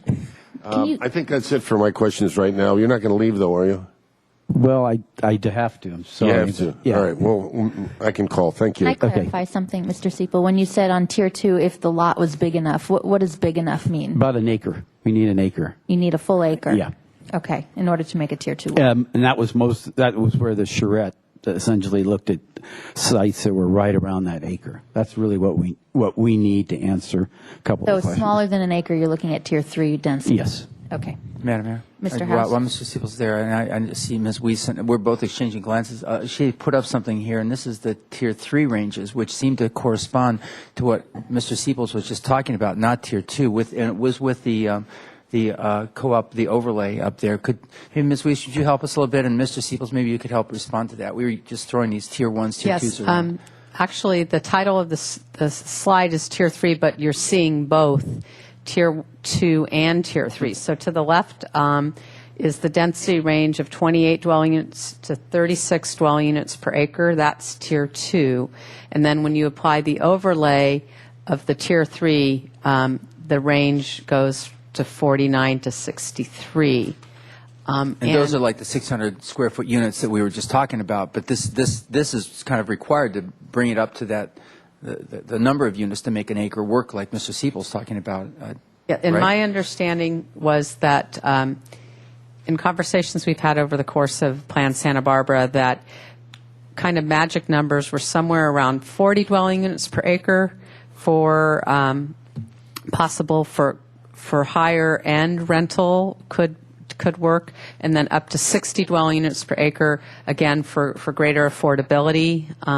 So those numbers have been out there, and I'm not sure, again, depending on the projects you have in mind, perhaps the project could work for you at the 36 dwelling units per acre or in the higher Tier 3, but those are the numbers. So when you're saying Tier 2, people are thinking up to 36 dwelling units per acre. We've made projects work at the 36 range. Okay, thanks. And that assumes some parking relief. I was going to say, the relief on the parking is critical for that Critical. to work. That's how it works. Like I said, I pointed out earlier, if I had more time, that you're getting a lot of time, so yeah. This is all good. So yeah, no, good questions. But I appreciate that those are good comments and helpful. Thank you very much, Mr. Campanella. Be followed by Megan Birney. Good afternoon, Madam Mayor and City Council. John Campanella. A couple of quick points I'd like to make. I think that Tier 2 and Tier 3 do work for the objectives of being able to provide housing for the workforce in Santa Barbara. Tier 1 does not. As mentioned before, the areas for Tier 2 and Tier 3 especially have been shrinking during the process, including now the CM zone as we saw today. And number 4 has been expressed as well at providing a sunset provision at about 250 units is problematical for being able to process deals and deal in a partnership with a landowner when you have no certainty that you would ever get the project approved. I participated in the economic group as well with Courtney Siepel. We did find that the most beneficial and lower rents occurred up to the 63 unit. We analyzed 63 units an acre and 36 units an acre. We looked at both of those, and we saw that we can for sale worked, and rentals worked at all within that range, up to the 36 and up to the 63 units an acre. I provided you with an exhibit today that showed the Tier 2 at 36 units an acre, what type of prices we came up with, which were 360 to 527. The average 469, not 580, as was mentioned before. On the employer housing was 289 to 406, and then rentals was 1350 to 2160. On an income basis, this could satisfy household incomes in Santa Barbara from 90% to 207% of median income. So it's a pretty broad base. It's more than 50% of the population could qualify, and we felt comfortable that we were sort of hitting the mark, and that was the objective, and also answering questions that came up at previous meetings as, who can afford it. So I wanted to make sure we got that out. As far as Tier 1, I showed you an example where if we dealt with an acre of property, based upon the Tier 1, 15 to 27, we're starting to get into prices over $550,000, maybe all the way up to $900,000 if you go to 15 units at 1,400 square feet. Tier 1 is not going to produce affordable housing any more than variable density did. And I think it's a shame that we have relegated a lot of the multifamily to this zone, and we're continuing to expand it by shrinking areas that were approved and then approved by Planning Commission, recommended by the coalition for greater overlay density, and they seem to be going away. Lastly, on the sunset provision, we've got something like 16 or 17,000 apartments. 63% of the people rent. Units that have been produced may have been 100 over the last number of years, but those have been mostly luxury condos. The demand for rentals is significant, and I showed you an article, a paragraph that came through in a report we had from the Dyer Group that says if you have 1 or 2% vacancy on 16,000 units, is there a rental demand? And there is a demand for our younger population. Yes, there is. To say we're only going to do 250 seems like a real small number, especially if I were at the state level.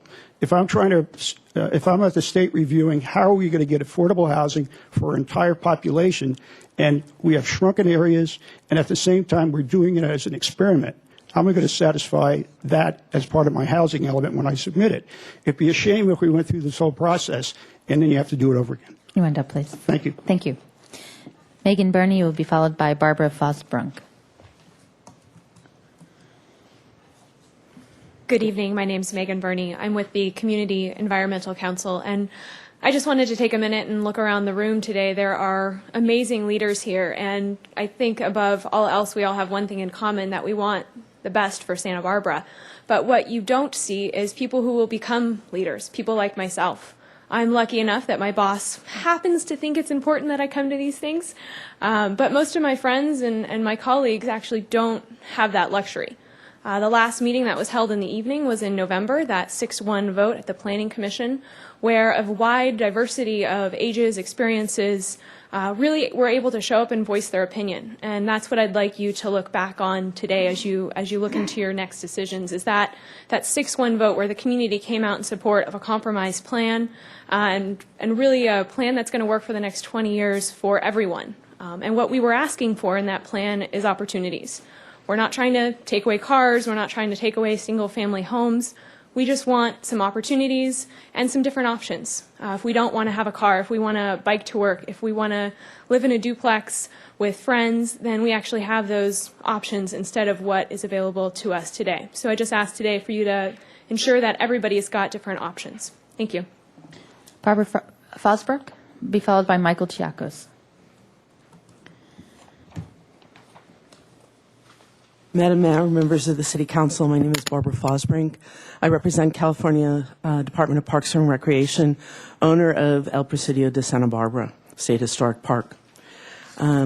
Respectfully, we request that the council consider that the historic resource policies that appear on page 10 and 11 of the draft that was given to the council, specifically policies 14.5 A, B, and C, be included in any action that the council takes to adopt Plan Santa Barbara if that adoption does not include a historic resource element.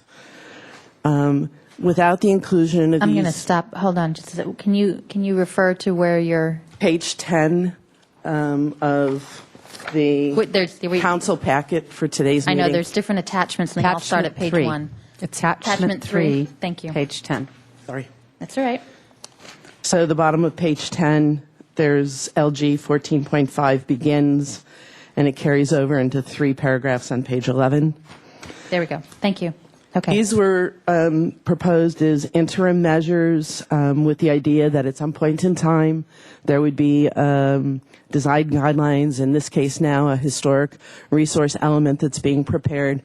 Absent the inclusion of these measures, if there's no historic resource element, the city is going to be placed in a situation where these protective measures, which have been unanimously supported by both the Planning Commission and the City Council throughout this process, will not be available for decision makers to use. I'd also like to note, and maybe I've just lost track, but item C appears to have been modified. It used to be much more robust in the language that included about the kind of evaluation that needed to occur, and that's not presented here. And maybe I lost track of that change, but something appears to be missing as far as the details. And then secondly, we would respectfully request that a correction be made to the general plan's proposed map so that, again, accurately represents the properties that are a part of El Presidio. So we'll provide staff with a map again. Thank you. Thank you. Thank you for coming. Michael Chiakos will be followed by Gil Berry. Madam Mayor, members of the council, my name is Michael Chiakos, also representing the Community Environmental Council. And last year, SB for All, a coalition of many community groups, all came together to reconcile differences and support a Plan Santa Barbara that the Planning Commission also recommended to you all. Recent work by Plan Santa Barbara Subcommittee have substantially changed what the community agreed upon. Plan Santa Barbara is not for the generation that is on the council now. It's for my generation and other young residents of Santa Barbara. Cities change over years, and sometimes it's difficult to imagine that change. When State Street had parking and small sidewalks, it must have been hard to imagine it as it is now, with large sidewalks, bike lanes, and a thriving downtown that attracts tourists from everywhere. My girlfriend and I live downtown. We share a car. We save not only the $9,000 per year that AAA estimates it costs to own a new car, but we also really enjoy biking and having fun, biking to the beach, to work, and walking to dine downtown. I know this is a lifestyle choice and may be different than what other Santa Barbara residents choose. As pointed out, though, in the staff report, over 50% of city households have one or no cars. The rational approach after seeing this data is to try out reduced parking requirements in some developments, which would make them much more affordable. And it's not only young people. My friend Dennis Allen, whose house was recently featured on the front page of The Independent, just moved from Mission Canyon to his new downtown house, anticipating retirement and wanting to downsize and be able to walk and bike around the city. My parents, who live in the foothills, are also thinking of selling their house and doing the same. The city needs to provide more downtown affordable housing and should incentivize this by passing the Plan Santa Barbara framework that the Planning Commission and the SB for All coalition came together to support. I wanted to note that the new East Beach collection at Montecito Street and Cesar Chavez is proof that this type of housing is in demand. They've already sold 20 out of the 24 units that they've released, even before they were completed. The market is demanding these units way more than luxury, expensive units at Chapala One. People want to live in smaller, more affordable, LEED Platinum solar houses close to downtown work, shopping, and playing. Think of the emotional cost and societal cost of 30,000 people commuting to jobs on the South Coast. We have a huge jobs housing imbalance in our community, and the 2 or even 3 hours that some of these people spend in a car each day is less time to spend with their families, not to mention giving back to their community or spending money here. There is plenty of housing in Santa Barbara for those who want to live in single-family suburban residences. Most of our housing stock is like this on the Mesa, the Riviera, San Roque. What Santa Barbara truly needs is downtown workforce housing that will serve the needs of the younger generation and retiring baby boomers. Thank you. Gil Berry will be followed by Mark Bradley. Hello, my name is Gil Berry. First of all, I'd like to say that there's not 30,000 commuters. 5 years ago, people were talking about 15,000, then they went to talk about 20,000. Then people last year were saying 25,000, and now I hear 30,000. That's ridiculous. It's not 30,000. First, I'd like to compliment staff on a wonderful job they've done over the last 5 years. They've done a great job. They've done hard work, and I'd never before had a chance in my presentation to compliment staff, but I wanted to do it at this time. The very best thing that staff has done, in my opinion, is their variable density unit charts, like the one right on the wall there. And whatever you do, be sure and keep the fixed FAR, like on Tier 1, it's fixed at 0.5, and then Tier 2 at 0.8. Be sure and keep that fixed FAR. Don't increase the FAR, either from what they have or as you go down. Don't increase that. And be sure and keep the variable nature of the unit size to get smaller as you get higher density. That's very important. That was the best thing that staff's done. And also, at the end of the experiment, please revert back to Tier 1, not to the old based on bedrooms. That makes no sense at all. And the sunset should really only be Tier 2 and 3. If we're going to revert back to Tier 1, we can just leave Tier 1. That doesn't have to be sunsetted at all. And also, we need to cancel the inclusionary. There's been a lot of talk about canceling the inclusionary. If we go to Tier 2, we don't need the inclusionary on top of that.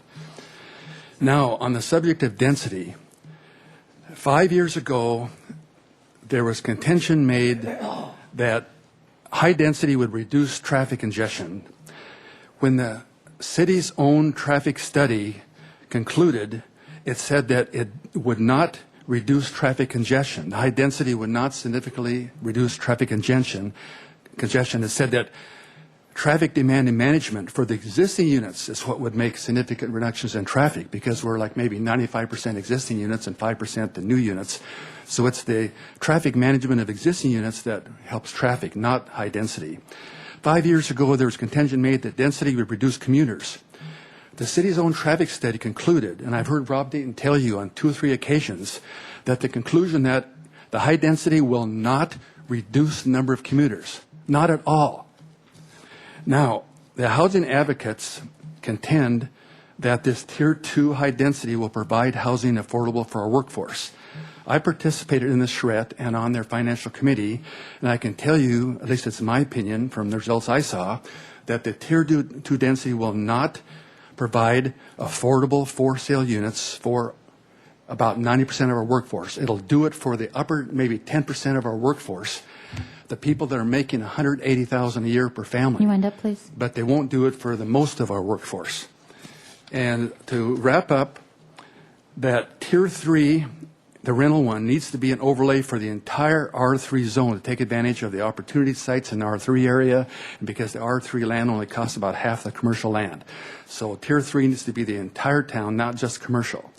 And then lastly, this Tier 2 high density maybe should be totally eliminated because it doesn't really work, and it just harm our small town character and quality of life. Thank you. Thank you. Mr. Hotchkiss has a question. Mr. Berry? Mr. Berry, did you hear the comments of the gentleman from Mr. Tobe's organization? Mr. Siepel. Yes, I was involved in the financial committee with him and heard of all this work in the committee. Were you in agreement with what he said? Pretty much. I'd say I was in agreement with what he said, that the rental units, this Tier 3 on the rental units, it did pencil out. It would provide rental units. It would work in better in the R3 than it would in the commercial. And I would agree that we need to do it. We need to do it at maybe 100% bonus like we are. And, yeah, I would agree with what he said. I think he was saying you could start at 36 and go up from there. Right, I agree with what he said. Okay, thank you. Thank you. Mark Bradley will be followed by Mary Louise Days.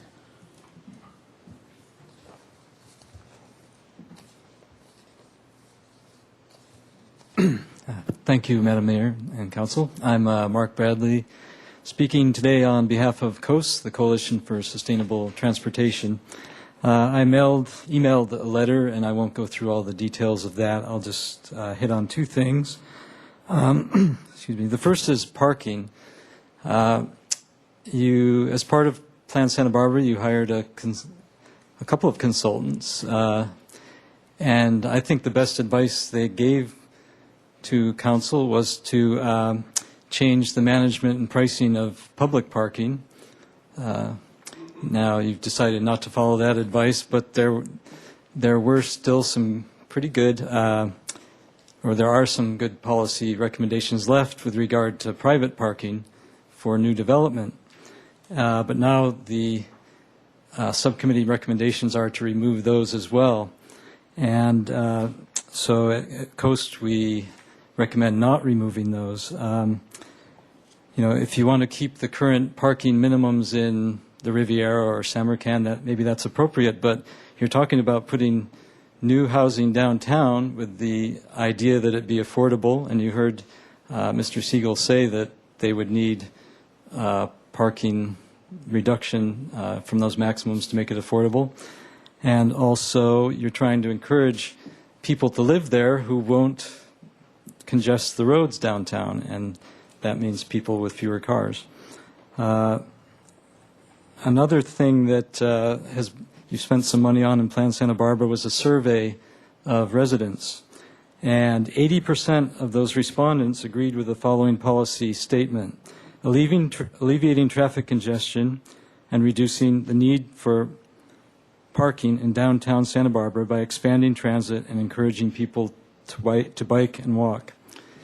But now the ad hoc subcommittee proposes putting a caveat for that statement in the circulation element, where every policy would have to be assessed the current potential demand for alternative transportation to warrant the policy.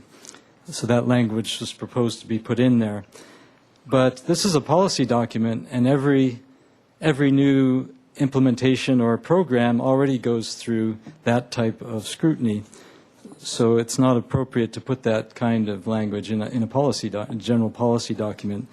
It would only be put in there if you wanted to weaken the policy and make it easier to get around it, which maybe that was the intention, but it's not what those 80% of our residents want. Thank you. Mary Louise Days will be followed by Paul Hernandi. Thank you. I'm Mary Louise Days, chair of the Citizens Planning Association's General Plan Update Committee. Our committee was established in September 2005. Since then, members of the committee and other CPA members frequently testified at public hearings.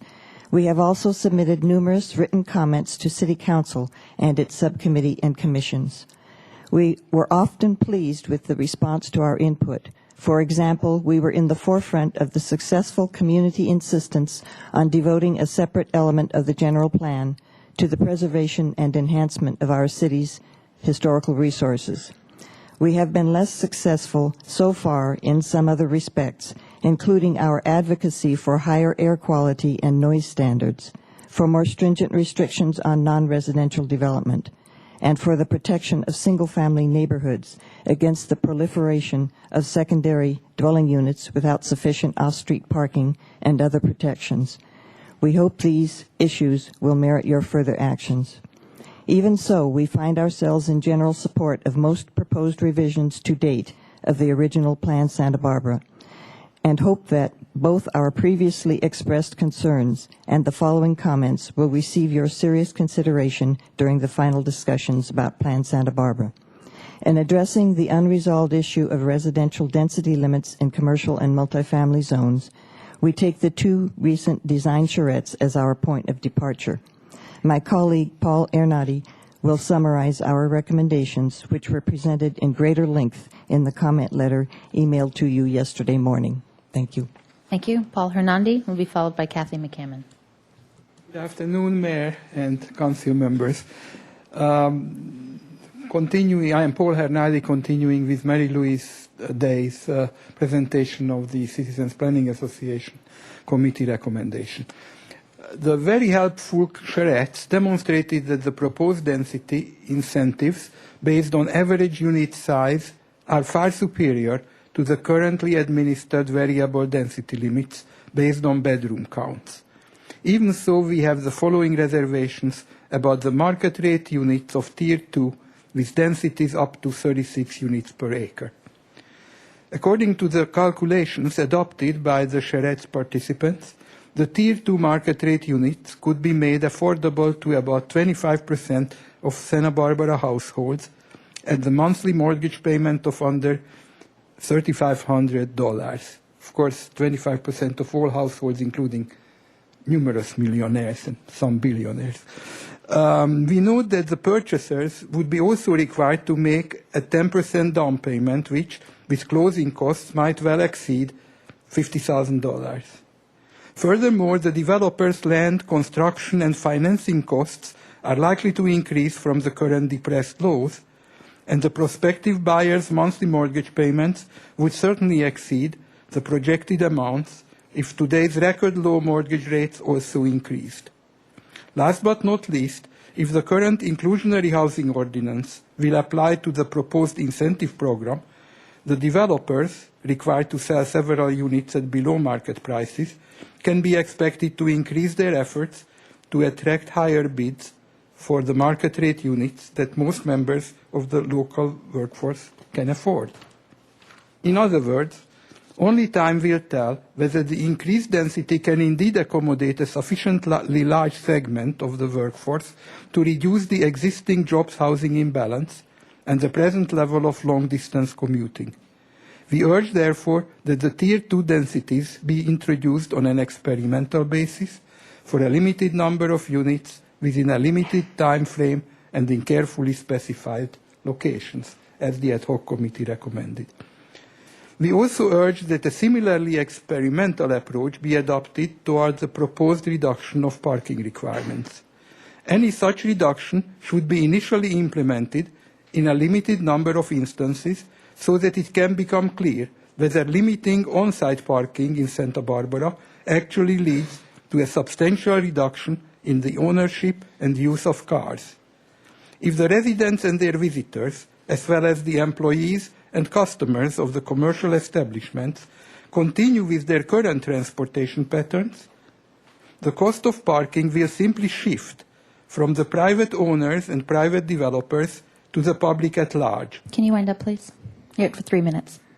First, as the inconvenience of clogged on-street parking spaces, and later as the need for paid parking and the costly enforcement of regulations.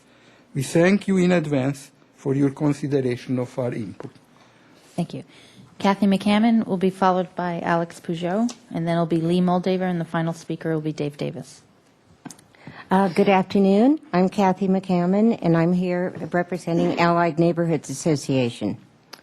First of all, we want to really thank the subcommittee for their work.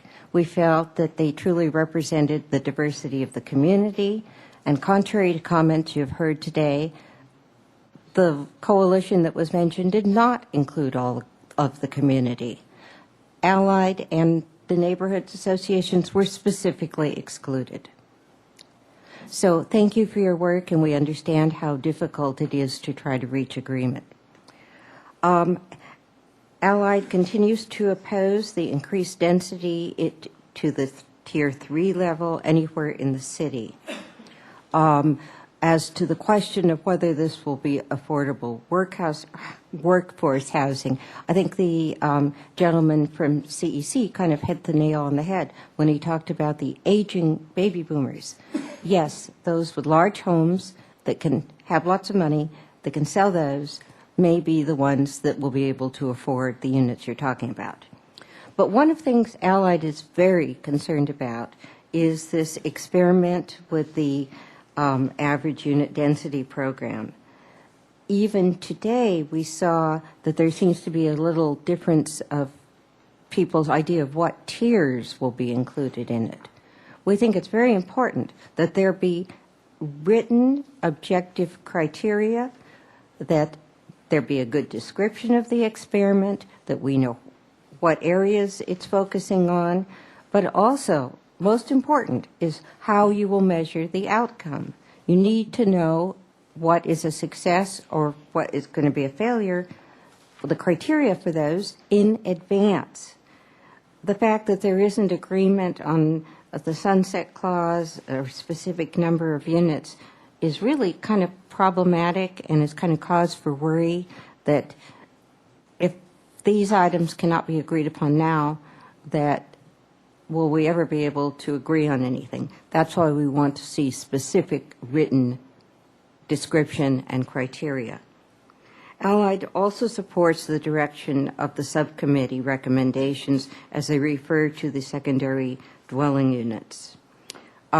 We support maintaining the minimum lot size, the removal of the language developing an amnesty program, and eliminating the loan program. But one of the principal concerns of many of our members is regarding parking. What the people are seeing right now is that their neighborhoods are overparked. The streets are full of cars. So therefore, we would specifically oppose reduced easing of any parking restrictions. Once again, we want to thank the subcommittee for their work. Thank you. Alex Peugeot.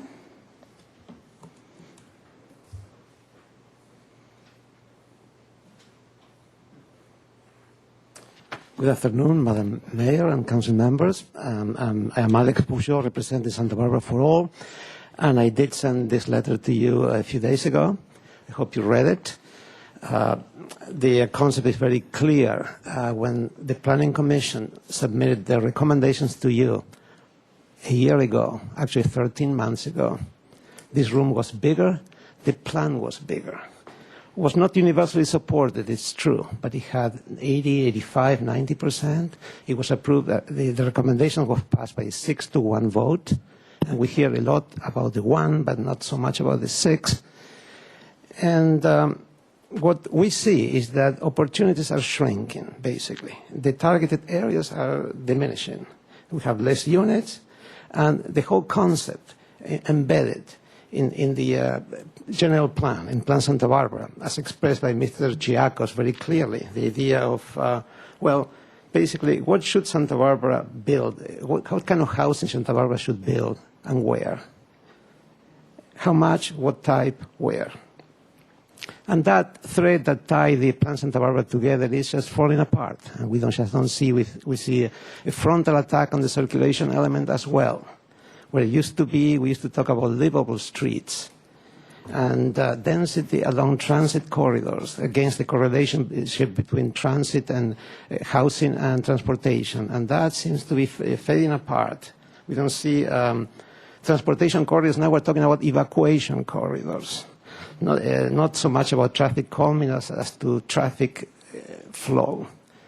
So I just saying that enough is enough. I think this process has gone long enough. It's been very expensive, and we're not any closer to achieving the kind of support that you had a year ago, and you're just losing that. Thank you. Lee Moldaver.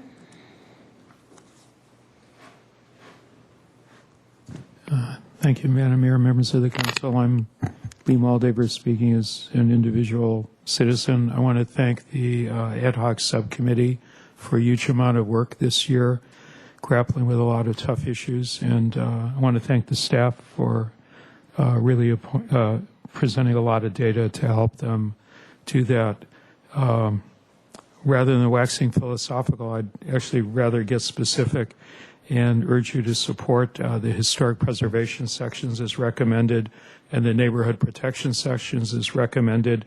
I would like you to tie the phase out of the interim measures not only to the adoption of Plan Santa Barbara, but to the adoption of the implementing ordinances, which are the things that will protect the neighborhoods and the historic areas. I don't want to leave a gap there. I would reluctantly urge you not to approve LG 5. I don't think that vehicle owners in this community or anywhere in California are constrained in their abilities to operate their motor vehicles. Similarly, reining in LG 10.4, transportation demand management only for large projects. TDM has been proven to be a very effective tool in every advanced country in the world, including in the United States. And Mr. Dayton has the full capacity of making it even better here in Santa Barbara. In terms of LG 13.1, I wish you could designate an experimental area, maybe with a sunset clause where you could actually try out form-based zoning. It's working successfully in many parts of North America, and it would be a shame after all these years that we don't even take a look at it. Parking maximums are a good way to go. I think it lets the private sector determine what is really needed, and you can re-examine it again when the circulation element is updated. I would like to point out that when you have these higher density things with the 2 or 3 tiers that you go for, that the ability of MTD to give transit support to them is not dependent on their knowledge or ability, but on the ability to raise more federal and state funds, which someday might be available, but right now are problematical. Average unit density, I think, is worth looking at, and I want to thank Councilman Francisco for asking to define better in terms of whether it's permanent, interim, or sunset, and if it does sunset, to revert to what level. Flexible parking standards outside of the established residential areas are the way to go. And I think the city already, through emergency services, have so many designated evacuation routes for so many different modes that adding another one is not necessary. So I think there's a lot of work here. I've been nudging you to move Plan Santa Barbara forward. I think even though the council is in an agreement on everything, you are moving forward, and I want to thank the subcommittee members and the staff for that. Good luck. Dave Davis will be the final speaker. Thank you, Madam Mayor, members of the council. I'm Dave Davis. I, too, am from the Community Environmental Council, and I am proud to basically work with these young people who basically are the next generation, who we are actually planning for in that regard. CEC was part of that community consensus which came to you in November, as you know. And it was an unusual consensus. If you looked at the list of all the organizations which came together after 5 years of planning, based upon your Planning Commission recommendations, it was actually a highly unique situation. I think you all know that. Very significant situation. At that time, I thought, as we went out into the subcommittee, that we'd be coming back here today with a community consensus to move essentially in the direction that the Planning Commission had recommended to you. I'm a little dismayed to find that, in fact, in many of these areas of density, parking, and circulation, that we're moving away from where the Planning Commission and the community had come together after 5 years of hard work. Very frankly, as you know, I was involved with the previous general plan. An experiment is not what you need. What you need is leadership, and you need vision. You need to identify what the city needs. You need to identify how you're going to do it, and then you need to make it happen. Experiments are great, but leadership is better. And in fact, when we were doing Measure E, people were wanting to experiment here and experiment there. No, we knew what the community's needs were. We knew what we had to address in the coming time. You need to take ownership. You need to make it happen in that regard. Why was CEC and so involved in the land use plan? Well, we believe in at least 4 principles or 5 that you need to take to heart in your decisions. 1, you need a commitment to provide workforce housing near to the job centers on the South Coast. That's a commitment, not an idea, not a perception, not a goal, a commitment to making that happen. You need a commitment to reducing the use of fossil fuels in transportation. That commute that we're talking about, and I disagree with Gil, is going to increase if you really look at what SBCAG is telling you. Most of you know that. And in fact, that is going to change our community dramatically. You need a commitment to increasing mobility for alternative means as an alternative. We cannot continue to widen streets. It's not feasible economically, and it will change the character of the community. Lastly, we need to stop planning for cars and plan for people. I think you know that. I think you're trying very desperately to do that in your sustainability element. Don't move away from the circulation element that this community took 10 years to craft in that regard. Again, we need your leadership. We need your vision. You need to give direction and make it happen. Thank you very much. Thank you. Okay, that concludes public comment. There was a request for a short break before we bring it back to council. So that's what we're going to do, about 10 minutes. Back up to the podium. The podium to the dais. That's the podium. This is the dais. Get my terminology straight. All righty. We are missing a council member. Well, when I call the meeting back to order, I'll just start. And Ms. Weiss, if you could just reiterate to us what it is that you need from us today. I mean, the way I'm looking at this, there's one. The first thing is to see if there's general consensus of at least 5 of us on major big stuff. And if there is, then we can get to the little stuff. But if we can't get the big stuff, I don't know how much time we want to spend on the little stuff. If you know what I'm talking, if you know what I mean. So, but in terms of specifics on direction, in order for you to move forward, do you have a list, or is there, maybe you can just give us a summary?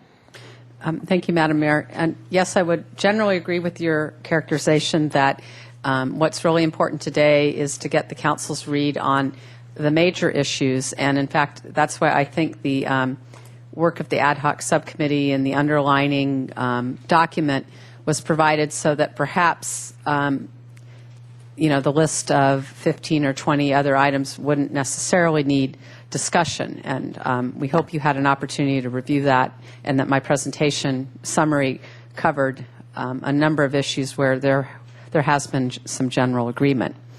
In terms of the major issues, I can go back through the PowerPoint slides, back to the land use element, and starting with the growth management ordinance. We could review that, as well as the average unit density program, whether or not it is to have 3 tiers. As Councilmember Francisco stated, the question is, if this incentive program is to be created to achieve the goal of the smaller units, how would that be done? If it's to be created to achieve or strive towards affordability by design and market rate, and have overlays for rental and employer housing, then you would discuss your desire to have those 3 different tiers, then the different numerical ranges within the tiers, and then confirmation on the areas of the city where that program could be applied, and then the parking. Those are the 3 bigger subject areas: growth management, the whole residential density program, and the parking. And so how you would like to proceed, we can go back to whichever one of those topics. I think they can all be taken in any order that the council likes. It seems like the residential density and the location is the big one, and parking goes hand in hand with that. But if we can't get the residential density consensus, the other things kind of fall into place or don't. So that would just be if we want to start somewhere, let's just start with the big question about density and tiers and where in the city and how that works. That would be the big item. That's the point. That would be my suggestion to my colleagues. Okay. Question, Mr. White. Thank you, Madam Mayor. Betty, you mentioned growth management. How is that? Is that residential density? No, I'm sorry. I'm using that term to mean the Measure E. Yes. Okay, thank you. Okay. question, Ms. Self, yeah. It looks like Tier 1 is actually increasing the existing densities in the city too, right? Madam Mayor and Councilmember Self, no, actually 15 to 27 dwelling units is the range of the variable density now. The difference is that it's based on bedrooms. In order to achieve a density of 27 dwelling units per acre now, the project would need to be all studios. But if you had an acre of land under our current code and built 27 dwelling units and they were all studios, it's the same as what's shown on the board. Thank you. Okay, other questions first before we get to, all right. Mr. House. Thank you, Madam Mayor. First of all, I appreciate that people have put a great deal of effort in trying to come up with something for us to really chew on today, and it's been a long time coming.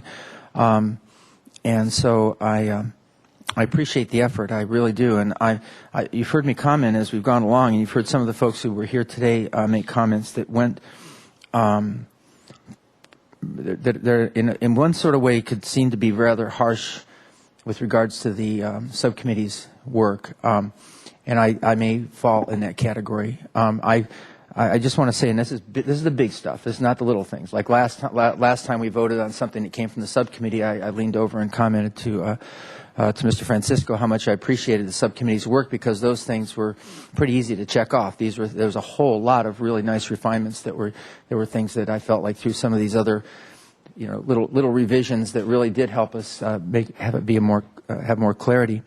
With this big stuff, however, and this is having to do with the housing, where it's located, and what densities, and which zones, and the mobility transportation piece of it, and the parking parts of it.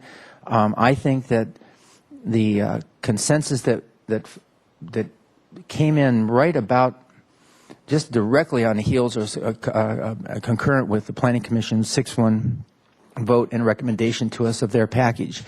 And then with some refinements that many of us at least, were very complimentary of this coalition's set of recommendations that happened. This is a little more than a year ago now, about 12, 13 months ago, was right on. That was the community, after extensive 5 years of work, coming to a consensus. That's what consensus looks like. It's a little bit ugly on some of the edges, but there's a lot of work to do. We're going to be working on the implementation side of it with the ordinances, and that's where you hash out those things.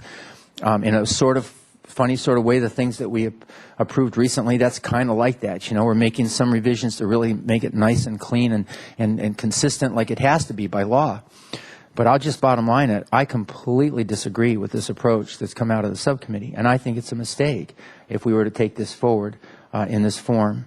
And my preference would be that we just thank the committee for their valiant efforts, recognizing that there was diversity of opinion and there was really attempts to hash this thing out and come up with something.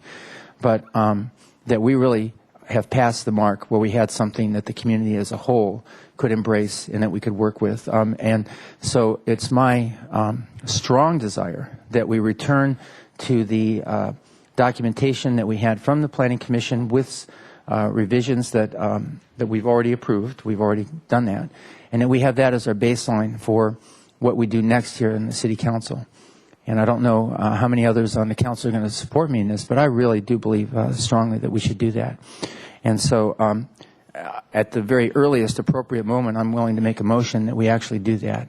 In typical parliamentary procedure, somebody actually does that, and then we discuss the motion. So, but right now I think what I'm going to do is send a very strong flare up and a signal that I don't support the recommendations on the big issues here. Some of the smaller things I think are helpful, but the big direction of this is going in the wrong direction, takes us away from the environmentally superior alternatives that we had recommended to us, which had more affordable workforce housing and had more of a blend of the transportation and parking solutions that will help to preserve the character of Santa Barbara into the future.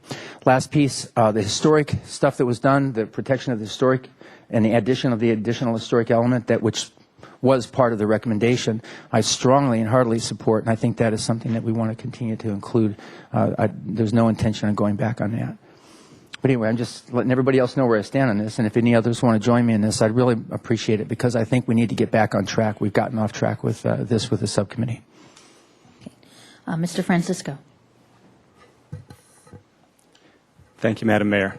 Well, obviously, I respectfully disagree with my fellow council member House. The reason we're here is because the 6-1 consensus on the Planning Commission, I believe, represents a prior point of view on an earlier council, and I think that the coalition of groups that came together with their plan also represented one point of view within the community.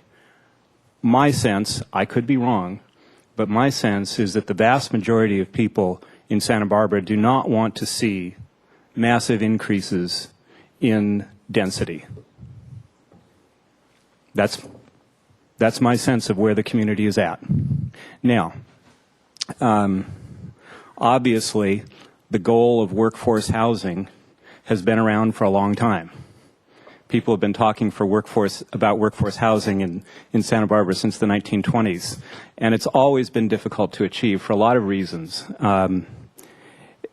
We have some proposals here about radically increasing density in order to achieve affordable housing. I think that there is an inherent contradiction, personally, I think there is an inherent contradiction between the idea of putting new residential development in the downtown core to reduce the need for automobiles and commuting, and the fact that the downtown core has some of the most expensive land in the city. So how you get affordable housing out of that, I'm not sure. But skeptical though I am about this proposal, I am willing to meet people halfway and say, let's try it. John Campanella, who I respect a great deal, spoke earlier about the fact that an experiment isn't good enough. There needs to be certainty. There will be certainty for whatever framework we decide upon, whether it's 200 or 250 units or 5 years or 7 years.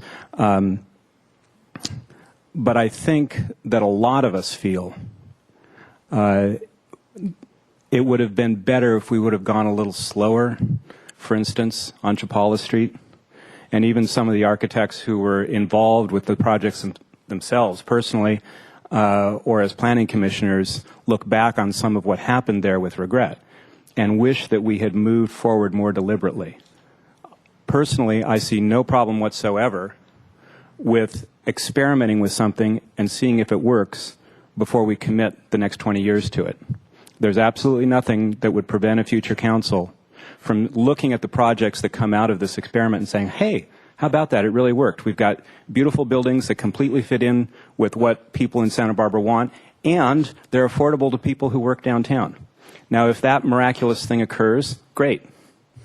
And we say, let's go forward in this direction. How about that? This worked. If it doesn't work, if what turns out is that we get more luxury units downtown, so it's not really achieving the main thing that people say that they want out of this, which is to make it possible for the people who work downtown to live downtown. If it doesn't achieve that, and if on top of that it doesn't meet people's aesthetic ideas of what they think Santa Barbara is, then we can step back and say, oh, well, we tried it, it doesn't work. And I really think that that's an approach that most people in this town would support. And I'm quite sincere in saying I have skepticism about whether this could possibly provide the solutions that the believers believe it will. But I'm willing to try it. And I believe that we're not going to see a lot of new residential units in the next few years under any circumstances because of the economy. And that if we pick the right number and the right length of time, there will be essentially no constraints on builders who want to build these kinds of projects. There's ample room for them to do what they want to do and show us, and I'm not just talking about City Council, I'm talking about the people of Santa Barbara, show us that it works before we change the zoning of this city. So that's that's the general framework that I'm looking at. I'm skeptical, I admit that, but I'm willing to try it. I'm willing to meet people halfway. And I think if we pick the right numbers, the right period of time, we can do something that will give the people who want to try this all the scope they need to try it and to prove to the people of this city that it works. Can you help me by the right number and the right time? Do you have something in mind of what that is? My suggestion would be, after talking with staff and our meetings and discussion on the ad hoc committee, my suggestion would be 7 years and 200 units. Okay. Thank you. Mr. White. Thank you, Madam Mayor. Well, first of all, I have a lot of ownership in the Planning Commission recommendation. I feel like that went through a serious vetting process, and that a good result came out of that. So, and I also agree with Mr. House, basically, that with the community consensus conclusion as my preferred option for going forward. And at the same time, I think that we were elected with, we have a range of opinions that are represented up here, and our job is to get something done, and not just, if we can, just to find a way to yes. And I'm not, and compromise, as they always say, is when everybody is unhappy, then we're close to a bona fide compromise. And it's an old saw. And I think that sitting on those subcommittee meetings has not been comfortable for us all the time. It's been a real chore, and trying to distill down what are the essential concerns here. And the little stuff was fun to talk about, but we're talking about the not fun stuff. Mr. Francisco's putting 7 years and 200 units out there on density and time. I think the other ingredient that is not fun is parking, and it's one of those basic issues that we struggle with each week, even with the appeals and so forth and so on. It obviously is, and for example, just the whole vehicle-based set of questions is obviously another big piece of the puzzle. And what we saw in the charrette is that the one car per unit is what the design community went to go, if this is going to make this work, we're going to need to go in that direction. So, and I'll say that over this 18 months now, since we have been working on this as a council, major changes have happened to this and to this plan. The whole historic element, the historic area of downtown has been taken out of consideration. Even the radical, and I would respectfully disagree with Mr. Francisco about radical increase in density, even the quote-unquote radical increase in density reduces the bulk of buildings by a significant chunk. We now have 60-foot building heights out there.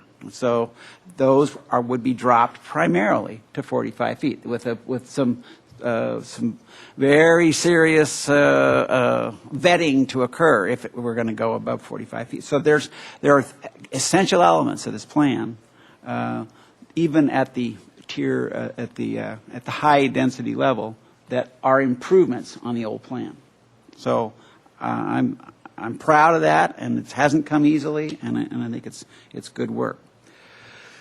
So parking, I think that obviously I would rather have more units, and I think that Mr. Bartlett raised a very good point, and that is this 200 units referring to Tier 1 units?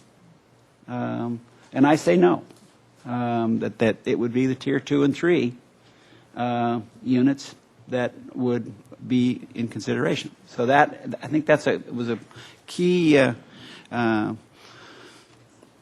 consideration there. So as I've said repeatedly, I support the 1 unit, 1 space per unit parking element, and that's something that I think that's the other part of the big stuff this evening that I think we have to talk about. The growth management, that ingredient as well. I asked that come back. I had big second thoughts about it when the 1.35 million square feet was on the table. If we have a growth, if we have a jobs housing imbalance, I think we can go to that number and take it down a notch to, let's say, 1 million square feet. And frankly, it may be that 1.35 million would never get developed in this city during that time frame in any case. So but I would feel more comfortable if we were to use that 1 million square feet number. So I'm not satisfied with, happy with these numbers, but I can live with 200 units, 7 years, and 1 parking space per unit. But not tier 1. You want to make that distinction? Yes, I do. Okay. I mentioned that, and I think that was a good clarification. Okay. It's at least, it will give the development community the opportunity to show its capability. I hope we'll have enough time that we'll be out of this depression in that time frame, so that we really can move forward with that. Thank you. Mr. Rouse. Thank you. Thank you, Madam Mayor. I'll have to go with Mr. Bartlett's quote about the abundance of tears in this situation. And having spent most of my experience of planning Santa Barbara in the peanut gallery as opposed to up on council in an official capacity, and I went to a lot of those outreach, spent a lot of time in the Faulkner Gallery. And I will respectfully disagree that this represents consensus of the community. I was probably one or two of the people that agreed with my point of view sitting in the gallery, most of the folks that went there. And I know from doing outreaches and other programs, it's not easy to bring people in unless they're part of the game, unless they're part of the situation. So as I would go back to, at the time, either my folks at the DO or whoever I was talking to, people were befuddled at how we were taking what was supposed to be the general planned update, and we were going to replan an entirely new town. So there's a lot of detail. There's a lot of sectors we went into. There was a lot of scoping that was incredibly expensive, has cost us all this time because we are deviled in the details. And I really think we're actually reasonably close. I think even though there's not consensus on the subcommittee, I think you guys have plowed some serious ground. I think Mr. Moldaver was correct about that. I think there's some broad concepts we can probably agree on. One of the big problems in the plan, and I've said all along, is that we didn't have adequate employee data. We don't know how many people work in town. We don't know what they make, how they get to work, where the job centers are. And we have, government data from our government employees, which are the biggest employers in town. But in terms of having a walkable, sustainable situation where people are going to live in smaller units and walk to work, you've got to have job centers. The job centers are in Goleta. There's some at certainly at City College and UCSB. But that doesn't mean there can't be affordable housing developed. And that doesn't mean that we can't do things. And I really appreciate the Tobes and the Campanellas coming forward and saying, and putting some reality to the numbers, because that takes it out of the theoretical. They have the practical aspect of what can be done with design and market. There's probably going to be very specific small areas that these projects could even be built in town. I think, as the gentleman from Tobes was saying, I think he needed an acre about to make this project feasible. So I think there should be a shot at doing that. I'm not sure I agree with Mr. Francisco's concept on the experimental phase. Pilot programs tend to not ever end But I do think there are areas and there are ways to try to develop this affordable housing. But I am not happy with what we got for traffic data. I am not happy what we didn't get for employee workforce data. We keep talking about this level of commuters. We can talk about that all day long. Show me where the jobs are. Show me what they make. Show me how they get to work. And show me what those people want. We've done everything on a theoretical basis. This is an orgy of academic planning that has cost us a lot of money, has cost us a lot of time, and a lot of disagreement. What you three have done on the ad hoc committee, I think, is distill it down to something that it's not going to be perfect, but I think we can get something workable and perhaps move this thing forward without getting mired in the details. Yeah, there's still some nuts and bolts to work out, but I think we can get there. The design charrette I thought was incredibly impressive. I appreciated all that talent and all that knowledge in one room working towards the same thing. But once again, where do you put where do those people work that live in this place? Who are these folks? Is it rental? Is it for purchase? I think we finally kind of gave up on the purchasing, and we're going to create rental housing, which is probably what the market needs at this time. But is it something that's going to save the middle class or what? You know, my kid just graduated from college. He didn't move back into town not because he couldn't get housed, it's because he couldn't get a job, or a job that was at the level of what he wanted to do. You know, we have retail, we have a lot of hospitality jobs. Those aren't the kind of jobs that are going to buy these houses. Those aren't the kind of jobs that are going to pay big time rents. Hopefully, we can create an atmosphere at some point in our near future that'll be so attractive, and maybe housing is a part of it. Maybe there can be a high-tech type, business that would be attracted to be here, be able to pay substantial salaries, and have housing as part of their thing, that employer overlay. I mean, the things like that if somehow we can recruit and attract that kind of situation, now we're talking about a real plan, Santa Barbara, for the future. Now we're planning for our kids and grandkids. The idea that we're going to try to plug a bunch of them into what we have today, I don't think is sustainable. I don't think is workable. I think we spent a lot of time barking up the wrong tree. So I'm going to try to, as Mr. White and Mr. Francisco said, I'm going to try to see if we can slice this somewhere down the middle and find some compromise that we can go forward on to get this thing off the dais and get back to business that we should be paying a little more attention to, frankly. Thank you. Can you also help me with a specific of 7 years? I heard trying to work on a compromise, but then I heard a concern about an experiment and the timing of it. So, and I'm hearing two different. Yeah, I heard yes on one and no on the other from, what. So if you could be more clear about where you're leaning, that would help.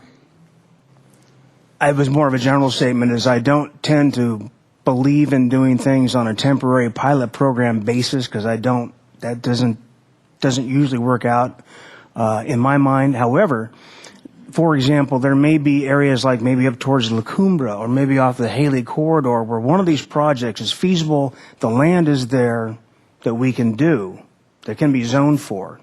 I don't know about putting a time limit on it or a time zone. Certainly doing any project in this town is going to be onerous and time consuming.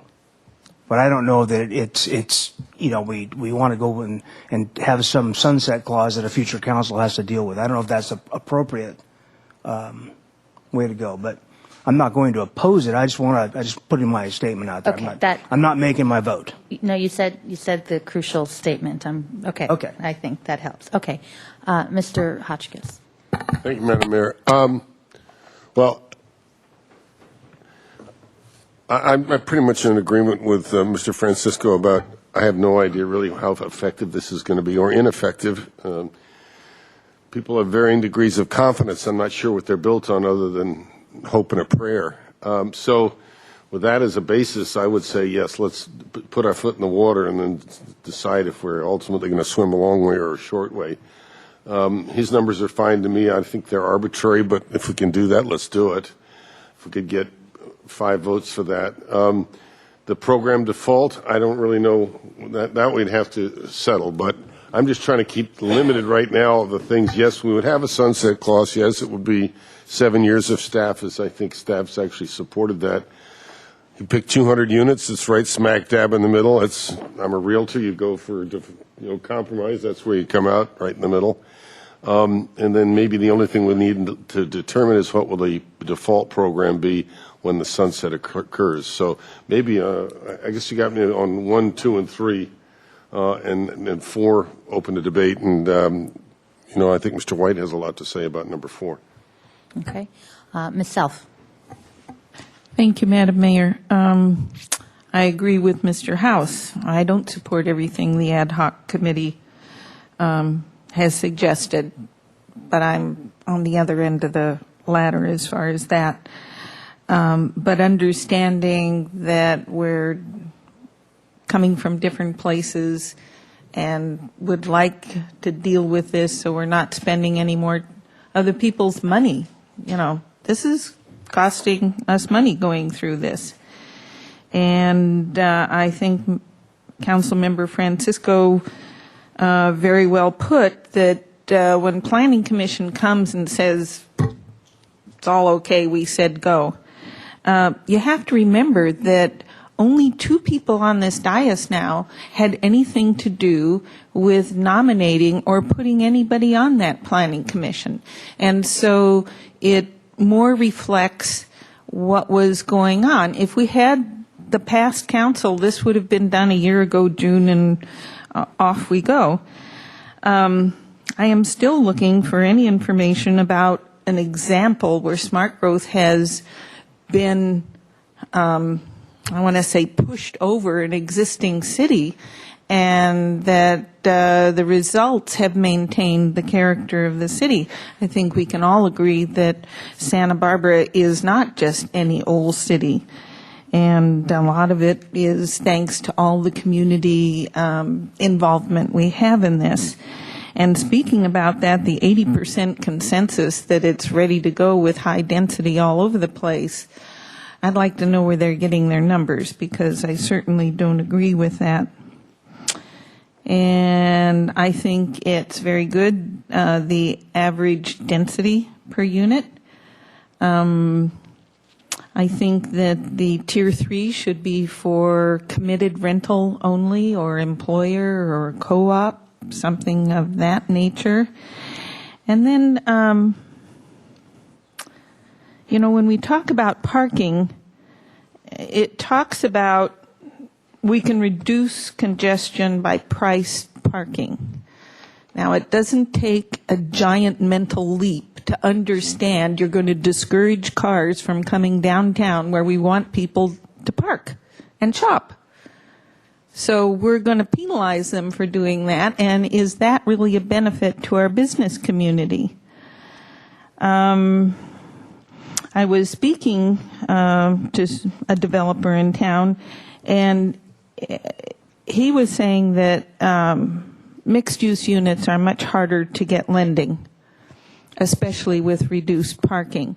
So what we're being presented with, instead of a developer coming, seeing the price of the land, looking at the zoning and saying, taking however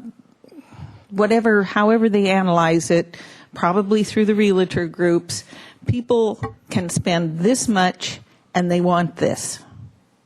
And being able to build to the market.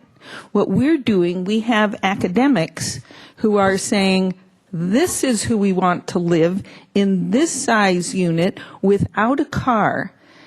And, I think it's doing things backwards. And Chapala One is a good example of that. I'm pretty independent in that way. I don't want somebody telling me I'm supposed to live in a cube and spend $500,000 for it, and that's a good value. And then just one other little picky thing here is that I notice a lot through the book it says encourage. I have seen that sort of go into the line of extortion. Okay, you don't have to, but if you don't, we're going to give you holy heck. So that concerns me, but that's a picky thing we can deal with later. And then my final point is, I got lots of points, but they're little ones, is that I really am having a hard time understanding the resistance to, instead of taking spots all over the city, if you can do an experiment, narrow it. And I think the suggestion where land is less expensive is probably a better choice than taking our most expensive lots. But to do that in a measured, concentrated way so that when we get these units, we're able to say, it worked, they want it, we like what's happened. And so I would suggest narrowing it, but using 7-year, 200 units, and then carefully developing so we don't shut the door on somebody or make them so itchy that they won't develop anything here. So that's where I am. Thanks. Okay. Thank you, everyone, and those who, the diehards in the audience here and those listening to this. Memory's funny, I guess. I have a very different recollection of how we got to this point than what some of my colleagues have said up here in terms of what has been, I guess, phrased today as the community consensus.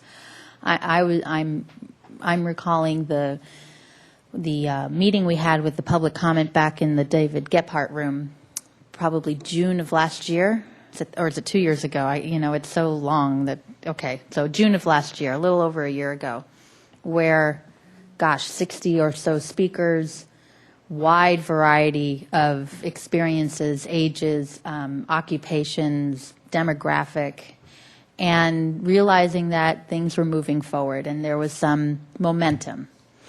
And soon after that, what became known as this coalition, and saying, we disagree as different organizations. We're usually on opposite sides of the aisle here when it comes to appeals, when it comes to philosophy, when it comes to things at the Ordinance Committee, and we don't like everything that's here, but we think we need to keep this moving. We got to move forward, because really the real test is the implementation of what we're putting together in this plan, the different ordinances and so forth that happens, which still takes a majority, a supermajority vote for a land use ordinance.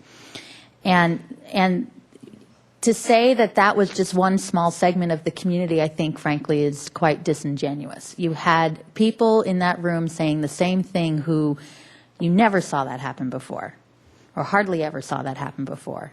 And we lost that. And that, I'm really saddened that we have lost that momentum and lost that community kind of, we're willing to work together here. So I appreciate Mr. House's, trying to raise that flag one more time and say, can we get there again? If there was a motion on the floor, I think it would not pass, but I would vote for it. And because I think that's where we should have been, and we tried, and it didn't happen. I was thinking when Commissioner Bartlett was talking about we had something and you wanted to chew it over. When you chew something too much, it turns to mush. And but so okay, so I can wallow in that, and now it's mushy and I don't like it. But that, I think Mr. Davis at the end said, you got to move forward. You got to figure out a way to get to yes. And the community consensus, as it's been phrased today, to me was the way I thought we could go. I think we lost that opportunity, unless there's some 180 changes around by some of my colleagues. But so I don't want to be the one to say I'm just willing to let this drag on for years and years and years. We've spent so much time, so much energy, so much money on this. And if we could get to a point where I don't feel like we're losing everything that community consensus was put together, I'm willing to try to come to some point and say yes to something that will work. Because again, it's going to depend on the implementing ordinances, and we know there are things that are current status quo that we don't like. All 7 of us don't like things that the current general plan, the variable density, those kind of things, we know we want to change that. So I again appreciate Mr. Bartlett again, and Mr. White mentioned about if we're going to do this 7-year 200 unit thing, we can't use those tier 1 units as part of the 200 units. It doesn't make sense, because it's really, if we're going to call it, quote, an experiment of something, it's the added density above it. And so what was the base density should not be counted against someone. That makes a lot of sense. We talked about, and you mentioned the parking thing, which we didn't get everyone to talk about that just yet, but we need to, that 1 space per unit. And we saw that in the charrettes, and I really, really want to commend so many people, all those people who were involved in the charrettes, and the amount of volunteer time they put into that as one last push to try to get us to say yes to something. And that was the main point, was that parking drove the development, and pun intended. Right? That, you know, how it looked, how a building looks, and makes a big deal. And I have to say, I mean, this idea of radical density and increasing, and it's going to look so different. You know, the model projects that we've been talking about for many years are things that are at those densities. We talk about Casa de las Fuentes. We've been talking about, you know, other things. The difference is those are highly subsidized government-funded projects that you cannot build and let it pencil out without any other kind of incentives by the private development world. And so if we like that, I mean, that's high density small units, and it fits in the neighborhood, it's compatible, but it's impossible under our current rules, then I don't think we're talking about totally radically changing the face of Santa Barbara. And actually the places where we're looking is so much smaller than what it was even back in the June of 2010. It's such a small size, and the vast, vast majority of the city is not going to change at all. So I really want to dispel that kind of, you know, this plan is going to automatically change Santa Barbara overnight. It's not. It's going to, it will address some issues that we need to address, that we want to address, about unit size, about size, bulk, and scale, about compatibility, and about giving options, not forcing anyone to do anything, but giving them the options to choose what kind of place they want to live and where they want to live. And frankly, we don't have those options as much as we would like to. And I appreciate Mr. Rouse's kind of philosophical visioning of, you know, that sort of thinking about your kids and grandkids. Well, you know, and it's the jobs, and it's the housing, and it's the options available to you in order to make that combination work. And if you don't have those opportunities available and you shut the door, then that creates some of the problems. So I can get to some point to get to yes. We haven't really talked much about the default. And if we're going to do this 7-year, 200-unit thing, it would seem to me that if it sunsets, it needs to sunset back to where we are today. You got to get the future council 7 years from now a real decision-making point, as opposed to just sitting back saying, oh, it's just to where something, you know, something else that was part of this plan. Whether it, and I know we don't like the variable density the way it is, but if we're going to try it, that I think if we're going to default, we just go back to where we are right now. And that would be my suggestion of what a default would look like. I really want to rely on staff on this time period, if that's really reasonable in the development community to actually put something together. It would seem it would be 7 years for someone to get through the application process or something. I mean, you can't expect a building permit within 7 years, or so that kind of question. I still have questions about that, and I don't know, Ms. Weiss, if you can clarify for me what needs to happen in 7 years. When this item was discussed at the ad hoc subcommittee, we did give some meat to the bones here to help everyone understand. And the idea is that the program would be set out in place, and at the time that building permit and construction towards occupancy for 200 units was met, then no new applications would be allowed. So as Mr. Wiley explained, this needed to be about 200 units being constructed and occupied, and that no new applications would be allowed, but any application that is deemed complete would be able to process through. And who knows how many that is. Is that another 30 units? Is it another 10? We're not sure. But any application that had maybe just gone to a design review meeting or only had staff discussions, those would not move forward. But those that would be complete would move forward. Also, the idea, however, was 7 years or 200 units, whichever comes sooner. And we did analysis of projects over the last 10 or so years, and projects that went from early application to construction and occupied. On average was somewhere around 5 years, but that was not in our current economic condition. So is 7 years a big enough margin? At that meeting, I looked at the notes of what we had said, consider 7 to 8 years. That was our staff And does analysis. the clock start ticking on 7 years at the adoption of the general plan or the adoption of the ordinance that allows someone then to move forward with a new project? Because that could be... Exactly. You could decide that, but my assumption was it was 7 years from the adoption of the ordinance. And then on what was be included, that had been discussed at the subcommittee, and we always understood that was what was called high density or tier 2 and tier 3 projects. There really hadn't been any discussion about it applying to the tier 1 projects. Okay. So we did look at it, and in more or less good times, projects could go through it and get occupancy in approximately 5 years, but 7 to 8, maybe you push it up 1 year. And finally, I also want to acknowledge what Mr. White said earlier about the height issue and the extra, I think it's a supermajority of the Planning Commission. It has to be an extra special project. It can only be for rental over. I mean, there's so many criteria to go above 45 feet that we don't have today. I mean, that is a major, major, major change, and I think in the right direction in terms of incentivizing what it is that we want to see. And I say that because I want to try to put the facts out there about what it is we're trying to do and not make it seem like this is just going to be this wholesale new approach over a well-built-out city, because A, that's impossible, and B, that's not what this is. So those are my comments. Mr. House.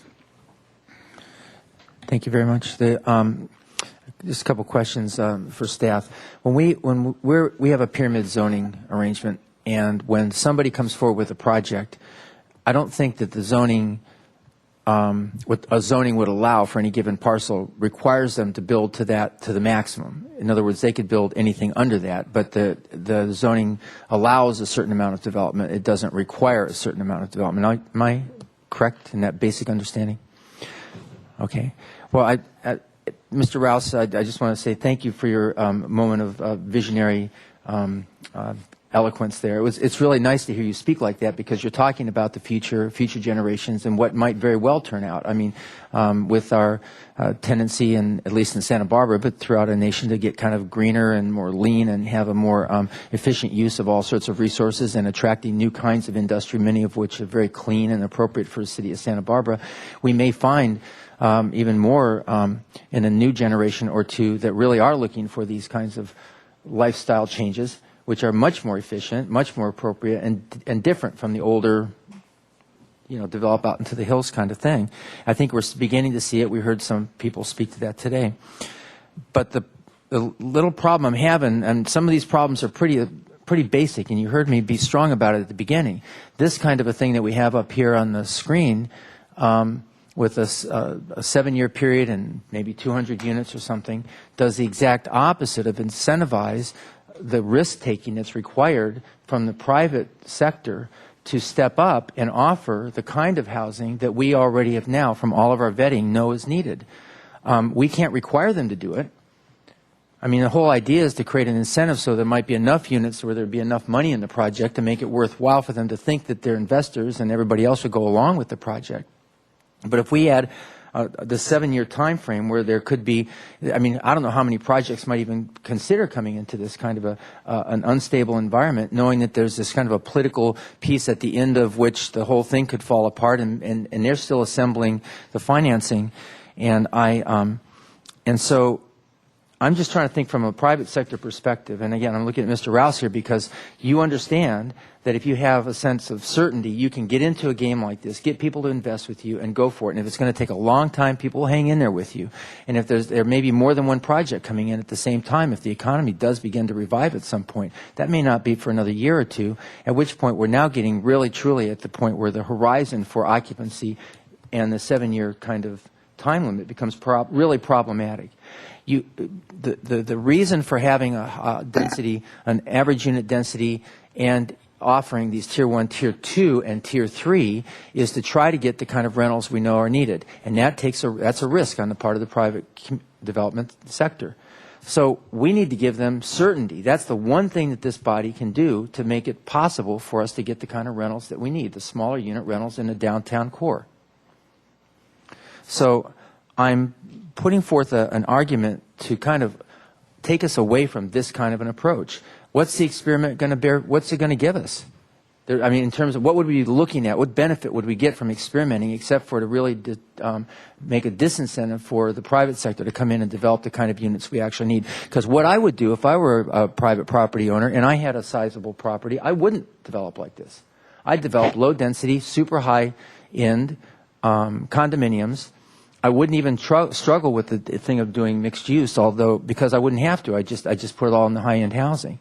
Whereas mixed use with the smaller units, actually that does add the sustaining piece that the lenders do like. By the way, they do like it. Now they understand how it works. And if we can create certainty by dropping the 7-year period and the 200 units and just put this in policy, you would have the private sector step up where we can't do it. We as the governmental agencies don't have the ability to subsidize that level of income for housing. So I just put that up on the table for you to discuss as you're thinking maybe we should do this 7-year thing or not. I don't think it's a good idea. A couple other things here. The CM zone being taken off the table completely. I don't understand that. I just don't. Okay, so please clarify for me because CM zone. Okay. Sure. I want to be sure because I read it. What's the discussion at the council meeting at your last meeting on July 26th was wanting to do two things at the same time. One, protect the CM and those parts of the community where there are services and that business sector, and then at the same time allow for the priority housing types. Okay, so the council, it's at your discretion. Do you want to allow tiers 1, 2, and 3, all 3 in the CM zone, or do you want to keep the CM zone at tier 1 and also allow tier 3?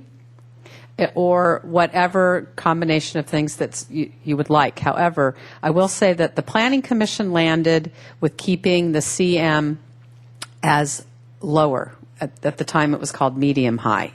Okay. Then when it went to the ad hoc committee when Councilmember Doss Williams was still here, it went based on the coalition input as well as the subcommittee at that time. They moved it from the medium high to the high. Okay, so the equivalent of tier 2 now. With the rental overlay as well. And now with the rental overlay. So it's been kind of back and forth. And I do just want to, I've been reviewing the coalition statement to the council. Mm-hmm. And again, the coalition had recommended, when we look at the maps, that the overlay concept be applied to the CM at high, that was their position, as well as applying it to more of the R3 residential neighborhoods surrounding the downtown. And it is true from what you heard from the people talking today, as I think you know, that the areas have been shrinking. So when some of you have mentioned the coalition, I can show you the maps that they recommended. But back to your CM, Planning Commission was Tier 1 and incentives for rental.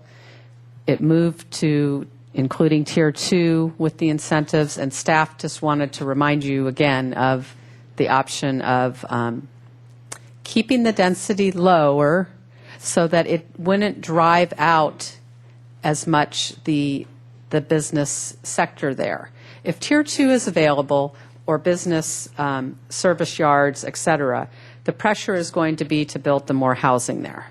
So that was why I think the Planning Commission and the staff tended to think if only Tier 1 was available, then the comparative choice of a property owner to try to stay in business with the variety of services, et cetera, or lower densities of Tier 1 might choose to keep the land and the buildings and the development in the service industry arena rather than go to housing. Because you give the incentive of greater density for housing, that could have the pushing out of these other uses. Well, that's Ms. Weiss, let me ask you a the question, theory. if I may, on this. I talked with an affordable housing developer who has a great amount of experience in this, and when talking about the CM zone and talking about lower densities being in the Tier 1, the lower end of that spectrum being what would be allowed, the concern is that you're not going to get workforce type housing at those lower densities, that the only way to get the workforce housing near the jobs or in the mixed use kind of format or in the CM zone would be to have the higher densities. If you have lower densities, you're just going to have more high-end condos, which in a way gentrifies an area and can actually have another cascading effect of negative effects on the business community. Well, it's to the council, but on the map here, you can see that the CM could be Tier 3, which is rental housing, okay, employer housing. Okay. And it's just a question of whether or not, I went the wrong direction. I personally think that this area is not really lend itself to the high-end luxury condominium, so that what might be the attractive choice is towards the Tier 3 if much housing is going to be built That's here. where the need is too. Right. Okay, then the last thing, Madam Mayor, if I can, just in this commenting on this, I have a pretty big concern that what we've got before us today, and one of the reasons I'm really strongly opposing, if you will, just taking the committee's recommendations, I don't think it's going to pass muster at the state. I don't think that that community development at the state level is going to go for it. They're going to think Santa Barbara is just literally just pretending to put something on the ground. In fact, we know that we have a need. We have the environmental studies that show that the most environmentally sound approach is to not do what's been suggested, which is somehow build out the whole city with high rises or something, but to do what we've actually got here in front of us, which is to protect the biggest part of the city from any changes whatsoever, but then concentrate development in the downtown core, right along the transit corridors, but to do it in a sincere way. And I'm concerned that the combination of this 7-year experiment kind of thing with 200 units, big deal, 200 units against the background of our need, and to do it in such a constrained small area is, considering what we originally started with after Planning Commission, that this just doesn't read as sincere. It doesn't read like a real honest addressing of the needs of the community for the next 20 years. And I offer that as a concern. So a couple things. One, ditch the 7-year experiment thing. Let it be a 20-year plan.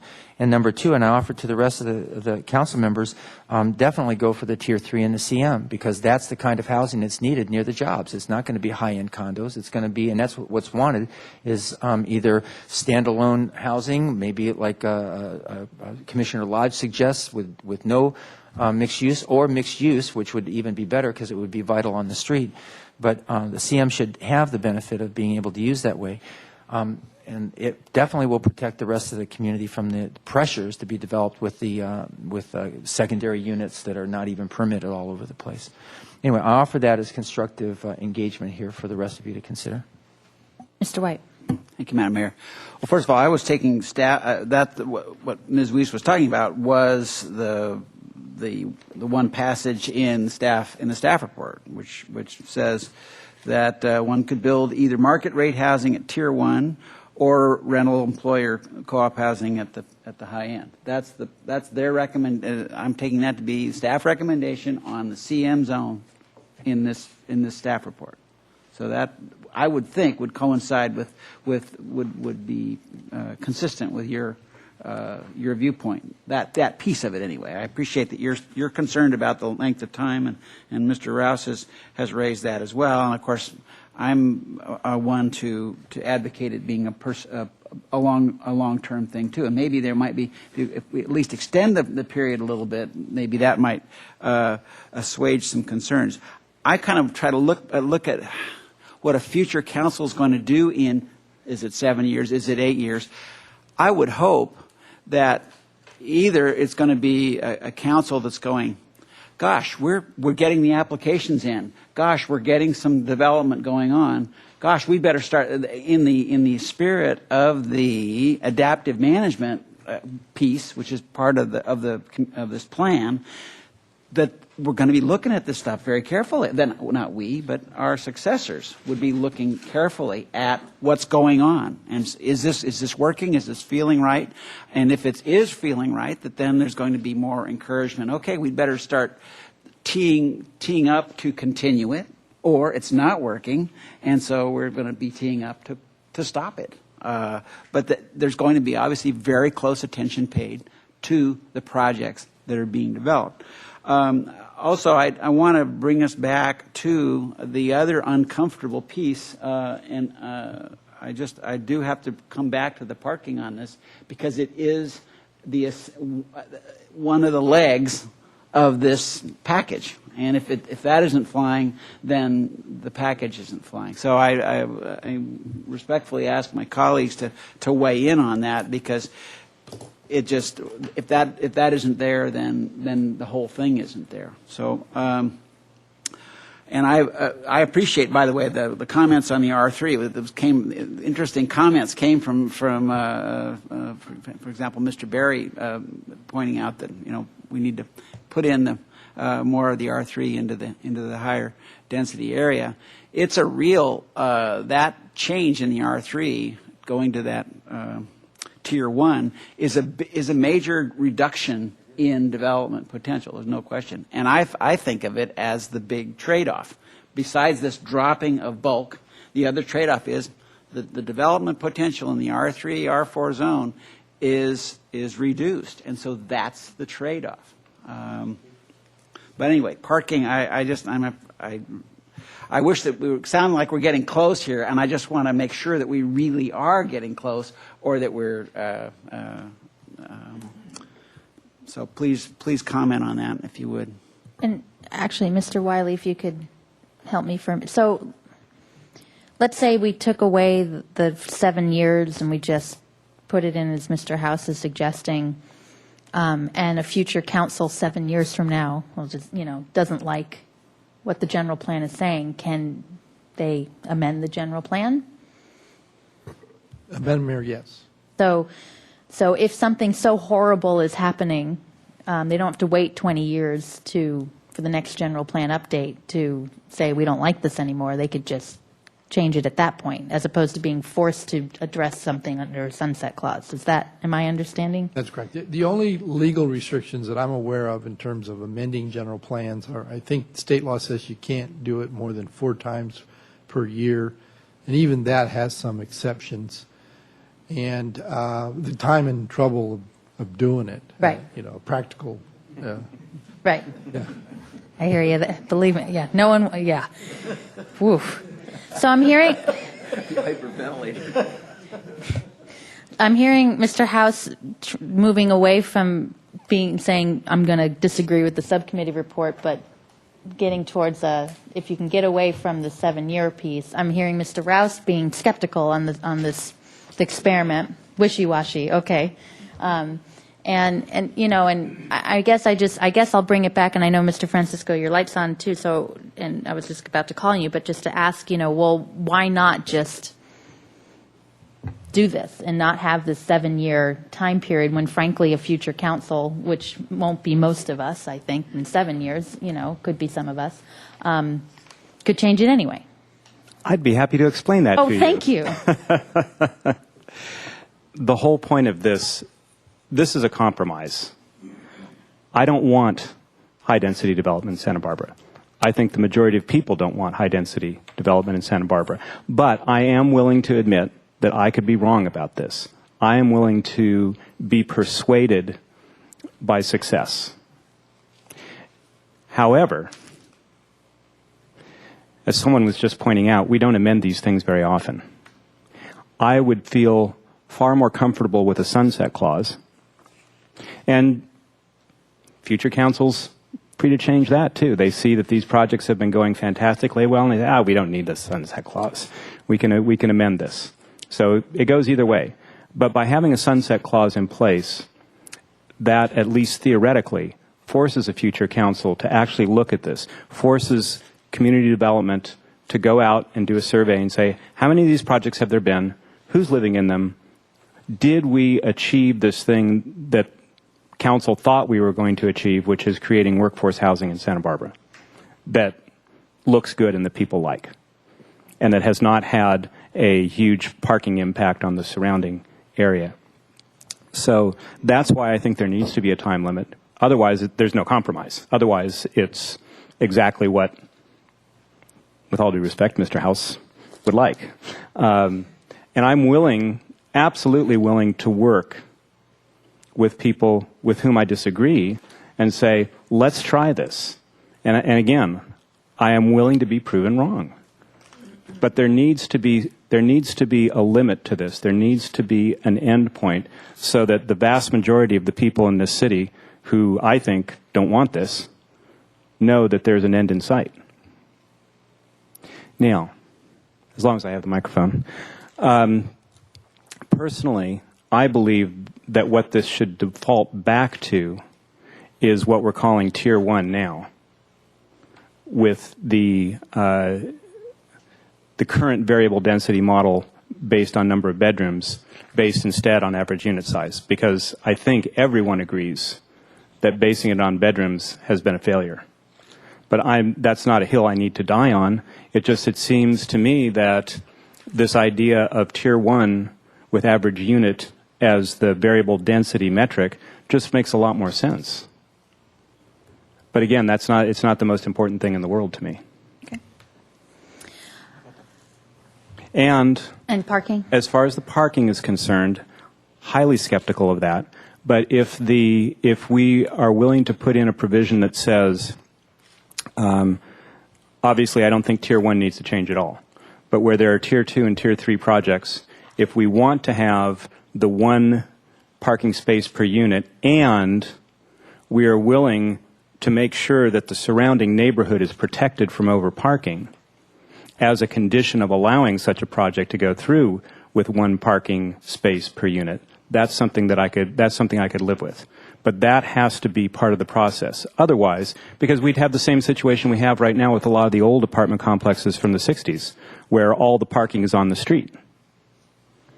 I mean, that's how a lot of those things were financed, because they didn't have to worry about the parking. Right. They pushed it off on the neighbors. And then the other issue that was brought up after you spoke last time about the 200 units excluding the Tier 1 units that the... Well, if it's an all Tier 1 market rate project, I don't think that's not part of what we're talking about. Right.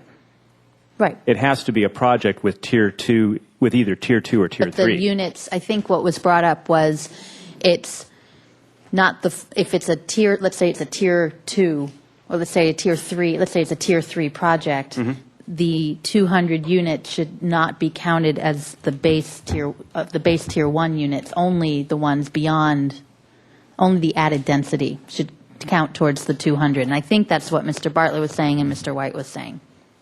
Well, if you're saying that, you're saying something that we've never said at any time during the discussion. I mean, the understanding has always been we're talking about projects. We're talking about projects with a high density, and we were talking about every unit in that high density project. Otherwise, you're essentially doubling the number. It's not 200, it's 400. Depends on what the project is. But Mr. White, do you want to clarify what you were talking about? I just think that this is part of the negotiation. That's what the numbers were put up there. You came up with the 200. I agreed with the 200. And then now we're continuing that negotiation with the point that Mr. Bartlett raised about the, is it Tier 2 or Tier 3? And then our mayor has raised the question of, well, do we exclude the Tier 1 density? And I would come back with another. Well, okay. I want to be sure that I'm understanding what you're saying here, because I've always understood that if it was a completely Tier 1 project, yeah, we wouldn't count that. Yeah, I'm totally on board with that. But if it happens to be that there are some large units within a project that's mostly smaller units, to qualify as a high density project, I wouldn't. It's the whole project. If it's a 20-unit project, it's the whole project, regardless of the fact that there might be 3 that are kind of big. I hear that. And what I'm thinking of is, first of all, we started with some number of what the specific number of units that would be the peg point for, okay, we're going to shoot for this number of units. That was your call to say 200 units was what you could live with on your initial. It was smaller than that originally, but that's okay. It was smaller, and mine was much bigger. So, but we're looking for a common ground here, and I would put out there, how about the base density, which is it 12 units per acre? It's usually 12. It goes up to 18 if the lot is 7,000 square feet. It has its own. It has its own nuance. variables. Yes. 18. Yes. 12 to 18 units per acre. Mm-hmm. Okay. So how about excluding the base density as I put that out there as an alternative. But and the parking, I still didn't understand how are you what I was saying about describing the neighborhood what I was saying here? about the parking is my concern, and I think most people's concern about this one parking space per unit idea, when a lot of the people who are going to be occupying these are couples who work in different places, at least. The concern is that the excess parking will land on the neighborhood. So there needs to be some, whether it's permit parking or whatever the mechanism is, to make certain that a neighborhood is not overwhelmed by one of these projects that's underparked. Okay. Mr. Hotchkiss. Thank you, Madam Mayor. I want to give a different emphasis to the importance of the sunset because although maybe the people in this room don't believe it, but I think that Mr. Francisco is correct in saying there are a lot of people that hold this in with considerable skepticism, and they, above all, are going to need absolute proof, if I can put it that way, that this works. And the only way that we're going to do that is that if we have to face a deadline by which we have to prove that either it works or it doesn't. If it's an open-ended deal, I mean, we're all here busy people. It's just going to go on forever and nothing's ever going to be proved. So if it has a deadline, we have to hold ourselves to accountability. That's the best way to do it. So that's why I think the deadline is not just important but absolutely vital. Secondly, I don't know if this helps at all. I'll ask staff. Right now, when we say parking is one parking space per unit, does it change it at all if we say at least one parking space per unit? In other words, developer has an opportunity to say, okay, I'm going to appeal to a slightly different audience and offer 1.5 and sort of divide that under the pie, up in the pie. How do we do it now? Well, Madam Mayor, Councilmember Hotchkiss, right now in the one space per unit, no guests, which is downtown, the way it is that's not a maximum. You can put in more than that. So that's what happens now. And then I would imagine. Do people put in more or not? It has happened, but it's very, very rare. Rare, okay. Yeah, because usually what we're talking about is they can't get the densities to do the more affordable units. So it doesn't. The market, they're going for the market rate, right? And so they're going for 2 spaces, so they can make their market larger. Well, one of the things that concerns me is we're trying to build parking, I think, for people that are working people, if I can put it that way. But we're virtually eliminating the opportunity of a tradesman to ever live downtown, should he want to, because he lives necessarily with a truck and one other vehicle, usually something to get around and or his family. So when we limit one parking space per unit.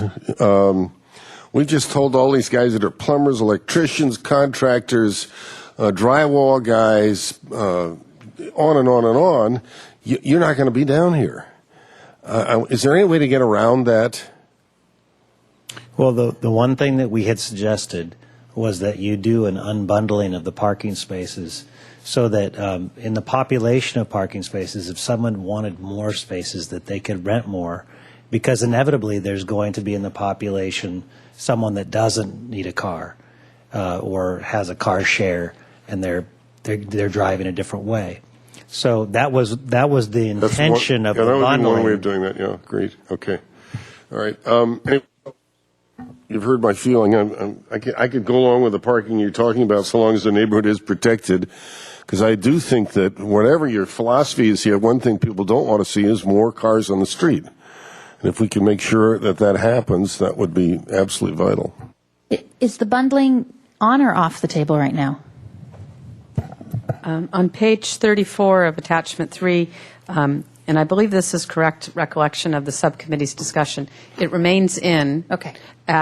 Applying to the high density and commercial projects. Okay. Commercial mixed use and high density. And I'll just add, I appreciate what Mr. Hotchkiss is getting at. I guess I'm looking at it the opposite way. I don't see what we're proposing here as limiting anyone. I think we're providing additional opportunities for other diverse options. We're not saying you can't have 2 units in a place. If a developer wants to do that and goes through the process, we're not saying you Two parking places. cannot. Okay. What we're saying is you can do something which right now you can't do.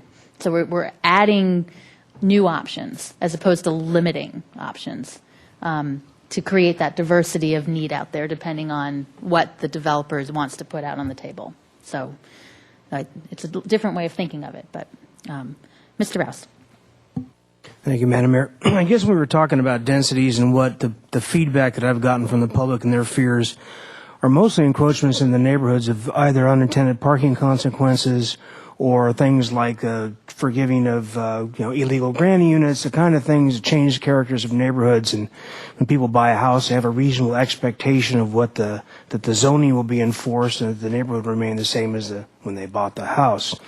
If we, for example, what Ms. Weiss has up on the board there with the CM zone, if these kind of dense projects are sequestered in those kinds of areas, and I say that I don't see La Cumbre on there, but I mean in that area as well, where you might have the opportunity to build these things and perhaps have a employer overlay housing with a commercial project. I mean, to me, that's a win-win. As long as we can assure the residential neighborhoods that these things won't encroach, then we don't, like the RMPs on the outside of the central business district. I mean, those people are impacted. If we had to go to a residential parking permit program, that may have to be more widespread in this circumstance as well. As far as the parking minimums in these units, I have to kind of bow towards people like the Tobes Group and Campanella in talking about what they think market will bear, what they think will work out. I agree with Mr. Hotchkiss. If you are a tradesman, you're pretty much dependent on your vehicle, and that may not be what you want to drive to the movies on the weekends. So I don't know about that, and maybe there is I'm not sure I'm in love with the unbundling thing, but maybe there are other kinds of facilities or ways that those vehicles could be stored. But once again, if we get I don't know how, Madam Mayor, we're going to approach all this. I mean, as I look at what we're trying to accomplish here today, I mean, there's so many details in here. Well, here's my suggestion. I think we're trying to get to a consensus on this big topic of the density, the sunset issue, and the parking. We could continue all the other little stuff. I think there's time next Tuesday. Well, that's what I was going to Council meeting, suggest, we could do because I that. mean, there's a lot of things that I want to talk about with circulation, homeless issues, and whatnot that are in here. Right. But I think we're going to. No, we're not going to be able to do that Okay. tonight. But I think if we can end tonight with at least a sense of what we've been talking about up to now. And I know Ms. Self has a list of a couple of things, and these other issues that staff still needs direction. We can continue that part of the discussion on Tuesday. I just don't want to start from scratch again, and I want to, put a period at the end of the sentence here. Are all these issues 5-vote issues, or are they majority issues? Yes. They all are 5-vote issues. Thank you. Ms. Self. Don't worry, I'm not going to go over my other list today. But I did want to answer Councilmember White's some of his questions about that he's raised. One thing that I think, as far as the timing, how many years we're going to exclude these, let's just not make it too complex. I think, like Mr. Francisco said, how many units? We don't take out the base density. We don't add this. We just keep it simple. If we raise the number or lower the number, but getting all too complex is mind-boggling. And to answer Mr. House's concern about certainty, if I understood Ms. Weiss correctly, we're going to accept applications on the Tier 1, and not Tier 1, but Tier 2 and Tier 3 toward these 200 units, and they keep track. They keep pretty good records. And so once we've reached the 200, they are not going to accept applications. So you have the certainty as a developer. In fact, it might even encourage a little boost here to say that, okay, I know I can get these through. And so if something falls out because of lending, maybe we lost 20 units, okay, now we can open it up for 20 more. That's how I understand it. So I don't see developers' uncertainty about having the door closed on his fingers. And then regarding parking, I am not for unbundled parking. Have family members in Colorado where some of these smart growth type units have been the unbundled parking. And this unit, 36 housing and about 15 business sites. The realtor who's selling it, the barber shop, and the smallest unit have been sold in the commercial part, and they have not sold half of the residential units, and it's been 3 years. And I believe Mr. Dayton or somebody said that the people who have requested additional parking than what they're required to have, it makes a larger market. So that tells me that there is a demand for it. And to answer the question about the permit parking will resolve the issues in the neighborhoods, I've sat in on several neighborhood meetings where our staff, who I really think did an excellent job presenting this to the neighborhood, and said you can buy a permit, but it does not guarantee you a spot. And I can tell you, in the beach areas and in the Oak Park areas, that's the absolute God's truth. And the concern that our city staff had in presenting this, particularly to the Oak Park group, was that if they get in a permit program, it's going to push the parking up on the Chapala up above the Delavina Street. That will happen. So now we've just moved the problem somewhere else. So we have lots of examples of underparked neighborhoods. Are we going to do that by design? I mean, you talk about a vision and thinking for the future. Why would we impose that on purpose? We have examples. And I believe, that one of the architects before said that if you have something that is considered overparked because we're all on our bikes and the bus, that adds added development room for the future when we make that shift. Don't make the shift prematurely. And for Pueblo Viejo, I would agree we can have one parking minimum not maximums. I don't like maximums. Not off-site and not tandem. And but I think the other areas we're considering, they need different parking requirements. And I think not only do we have the minimum of one parking, but it's not shared. And that we consider, depending on the number of units, guest parking and handicap parking. Thank you. Mr. White. Mayor, please. I'm sorry. I just wanted to, we had a brief discussion here and a point that I think is important in terms of the number of units in this discussion. We have always talked about that truly capital A affordable projects are a separate class unto themselves, and they're case by case, and they do base their project on the zoning ordinance and density, but they really also just come in and with whatever project would work. So a housing authority project, a people self-help project, those would not be included in the 200 units. And I do think that we said that at the subcommittee at some point, but I think we've neglected to write that down in the description. So I just wanted to put that out there. Thank you for that clarification. Okay, Mr. White. Thank you, Madam Mayor. I would like to put a motion on the floor and see if we can find a way to yes. I'd like to propose, and I'm thinking about this density business or the total unit count. And I think I completely agree that let's keep it simple. So I would hope, however, and I'm hearing staff say 7 to 8 years. I submit we can go to 8 years instead of 7. And so I'm going to move that the council go for 250 units, 8 years, 1 space per unit, and a sunset going back to the variable density ordinance. There's a second. Clarification, Madam Mayor? Sure. Mr. White, are we talking, are we talking about any specific location or zones at this point in time, or is it just the CM, the one up there? I think that staff is getting my code, and maybe staff can feedback. We've got the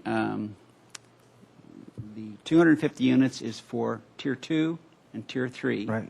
It's for that area there, as well as the La Cumbra Plaza, right? Right. But I wasn't sure that you had reviewed the areas. But you could certainly wrap that in. I would put it in the motion, see where it goes. Would be And my the staff's, I would include staff's recommendation on the CM zone as part of that motion. Did that, well, first, do we have a second? Did you, is that clarified, what you needed to clarify? Can you read back the motion then, please, Mr. White? Okay, I would move that the council endorse a 250-unit inventory of Tier 2 and Tier 3 units over an 8-year period, with an 8-year time frame, with a parking requirement of 1 space per unit, and with a sunset of using the current variable density ordinance is what the default position would be in the event that the ordinance, whether it be an ordinance, does set in 8 years. We would go back to the variable density ordinance. And last niggling point, the parking would be not a maximum, but a minimum. It would be a minimum, right? No maximum. Okay, I'll second. Okay, and you're adding the CM zone, that was part of the CM motion. zone staff recommendation. And I think that obviously there are many pieces to that, including I think that Mr. Francisco's point about neighborhood parking compatibility, reassurance is an important piece there. And when you say Tier 2 and 3 projects, you mean all the units in that project? That's the keep it simple? Correct. As In other opposed to words, taking instead of out it- the... yeah. Okay, just to be clear about that. And you, okay. Was there another clarification needed? Nope. Mr. Hotchkiss. I think the number's too big on this, and also I don't like the idea of reverting to where we are today, since we might as well get back to at least some progress. So I think we would go to Tier 1, but otherwise I wouldn't vote for this. What would be the number? I don't know if 250 in 8 years is that much different than 207, but I don't think the reversion is a good idea. Okay. I guess to me, if I'm going to go for a time sunset, then it just makes sense to go back to where you are. Otherwise, let's just, not have the sunset. And like I said, the future is going to be a future council making that decision. But if it's a quote experiment, then you start, and then it goes away, and you back where you started from. So, otherwise, it goes to the keep it simple philosophy. So, because this stuff gets complicated. But Mr. Francisco. Thank you, Madam Mayor. As I said before, I don't really have a big problem with that. I think I thought that everyone believed that average unit density, or that variable density based on average unit size was a sensible change. I thought that was an uncontroversial change, and that's why I thought it was okay for default, but it's not terribly important to me. I just wanted to get a clarification from staff. So when we talked about 7 years for this, what we're talking about is the time between the enactment, the adoption of an ordinance, and when an application for a project is deemed complete, correct? I do think we're talking, unless you wanted to specify otherwise, but I think it makes sense that it would be the enactment of the ordinance. No one can even apply until we have the ordinance anyway. Exactly. But it is, it's been 7 years, 200 units, or 8 years, 250, whichever occurs sooner. And what is occurring is either the passage of time, and however many units have applied, that's clear. But if it is the number of units, it's once that number of units have been issued building permits and construction towards occupancy. In other words, they're progressing in their inspection phases, which is, a tough one to say now because I've seen projects stop. But typically, I think what we would have done is, waited for foundation framing and then count those units as done. So it's counting the units at that point in time. And once 200 or 250 are in that stage of development, the ordinance would suspend any new applications and would allow the deemed complete applications to continue. And Mr. Wiley, that's what we talked about. I realize there may be other nuances that he needs to think about, but that's what we had talked about. That would be fleshed out in ordinance. Yeah. But the basic idea is that when either the time limit or the unit limit is reached, sunset. Ms. Self? I guess I'm having a hard time understanding why it would revert to variable when we seem to have universal opinion that. I can answer because we don't have total enthusiasm for the experiment itself. And so It's a bitter pill. It's a bitter pill. So if you want to do it for 8 years and 250 units, okay, I can go for that. But the revert is to go back to where we were. So the future council really has, the two options in front of them, and it helps them determine how to move forward. That's my theory anyway. That's my thought process. I could support it if we sort of reined in the experiment, especially with the one parking unit maximum, that I hate, not maximum, but minimum, to where you can develop in, you talk to the people in the outer State Street area by the mall, and the people who work there are parking in the neighborhoods now. Now we're going to increase density with parking like we had in the 50s where everybody had one car. If we could sort of suck that area in, I could support it, even with the bitter pill. Okay, any other questions, comments? Do we know what we're voting on? We need 5. If not, then we'll, all right. Roll call vote. We get a roll call vote, okay? Councilmember Francisco? Aye. Hotchkiss? No. House? Browse? Aye. Self? No. White? Aye. Mayor Schneider? Aye. So it's 4-3. 4-3. All right, so we need some movement somewhere. Mr. Hotchkiss? Well, let's go back to a similar motion and say that 250, 8 years, revert to Tier 1. See if I get a second on that. Everything else the same? CM zone, the proposed MAT, 1 space per unit. Right. Is there a second? Okay, dies for a second. Is there another motion? Madam Mayor, just a question for Mr. Hotchkiss. Obviously, I mean, it seems to me there's a utility in going to this new metric, the average unit size, rather than the number of bedrooms. Right. I get that.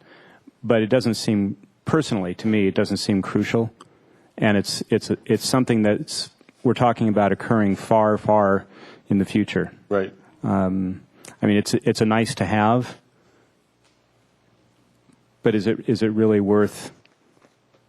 Well, it took us a while to get there, and I hate to go back to ground zero. So for a 10 instead of 0, I think it's worth it if I could get somebody else. I do think that the future council will have an ability to pursue that. We'll have had some experience over a period of time with average unit size as the metric for variable density, and I think we can trust whoever they may be. Well, my motion didn't pass, so you make one. Well, unless you're willing to And I- reconsider your vote, Mr. Hotchkiss, and then you'd have a 5-2 vote. I think we can do that, correct, Mr. Wiley? Right. Okay. So Ms. Self is reconsidering her vote to aye. So that makes 5-2. Was there any other? Thank you. Okay, so I think now I'm stopping here.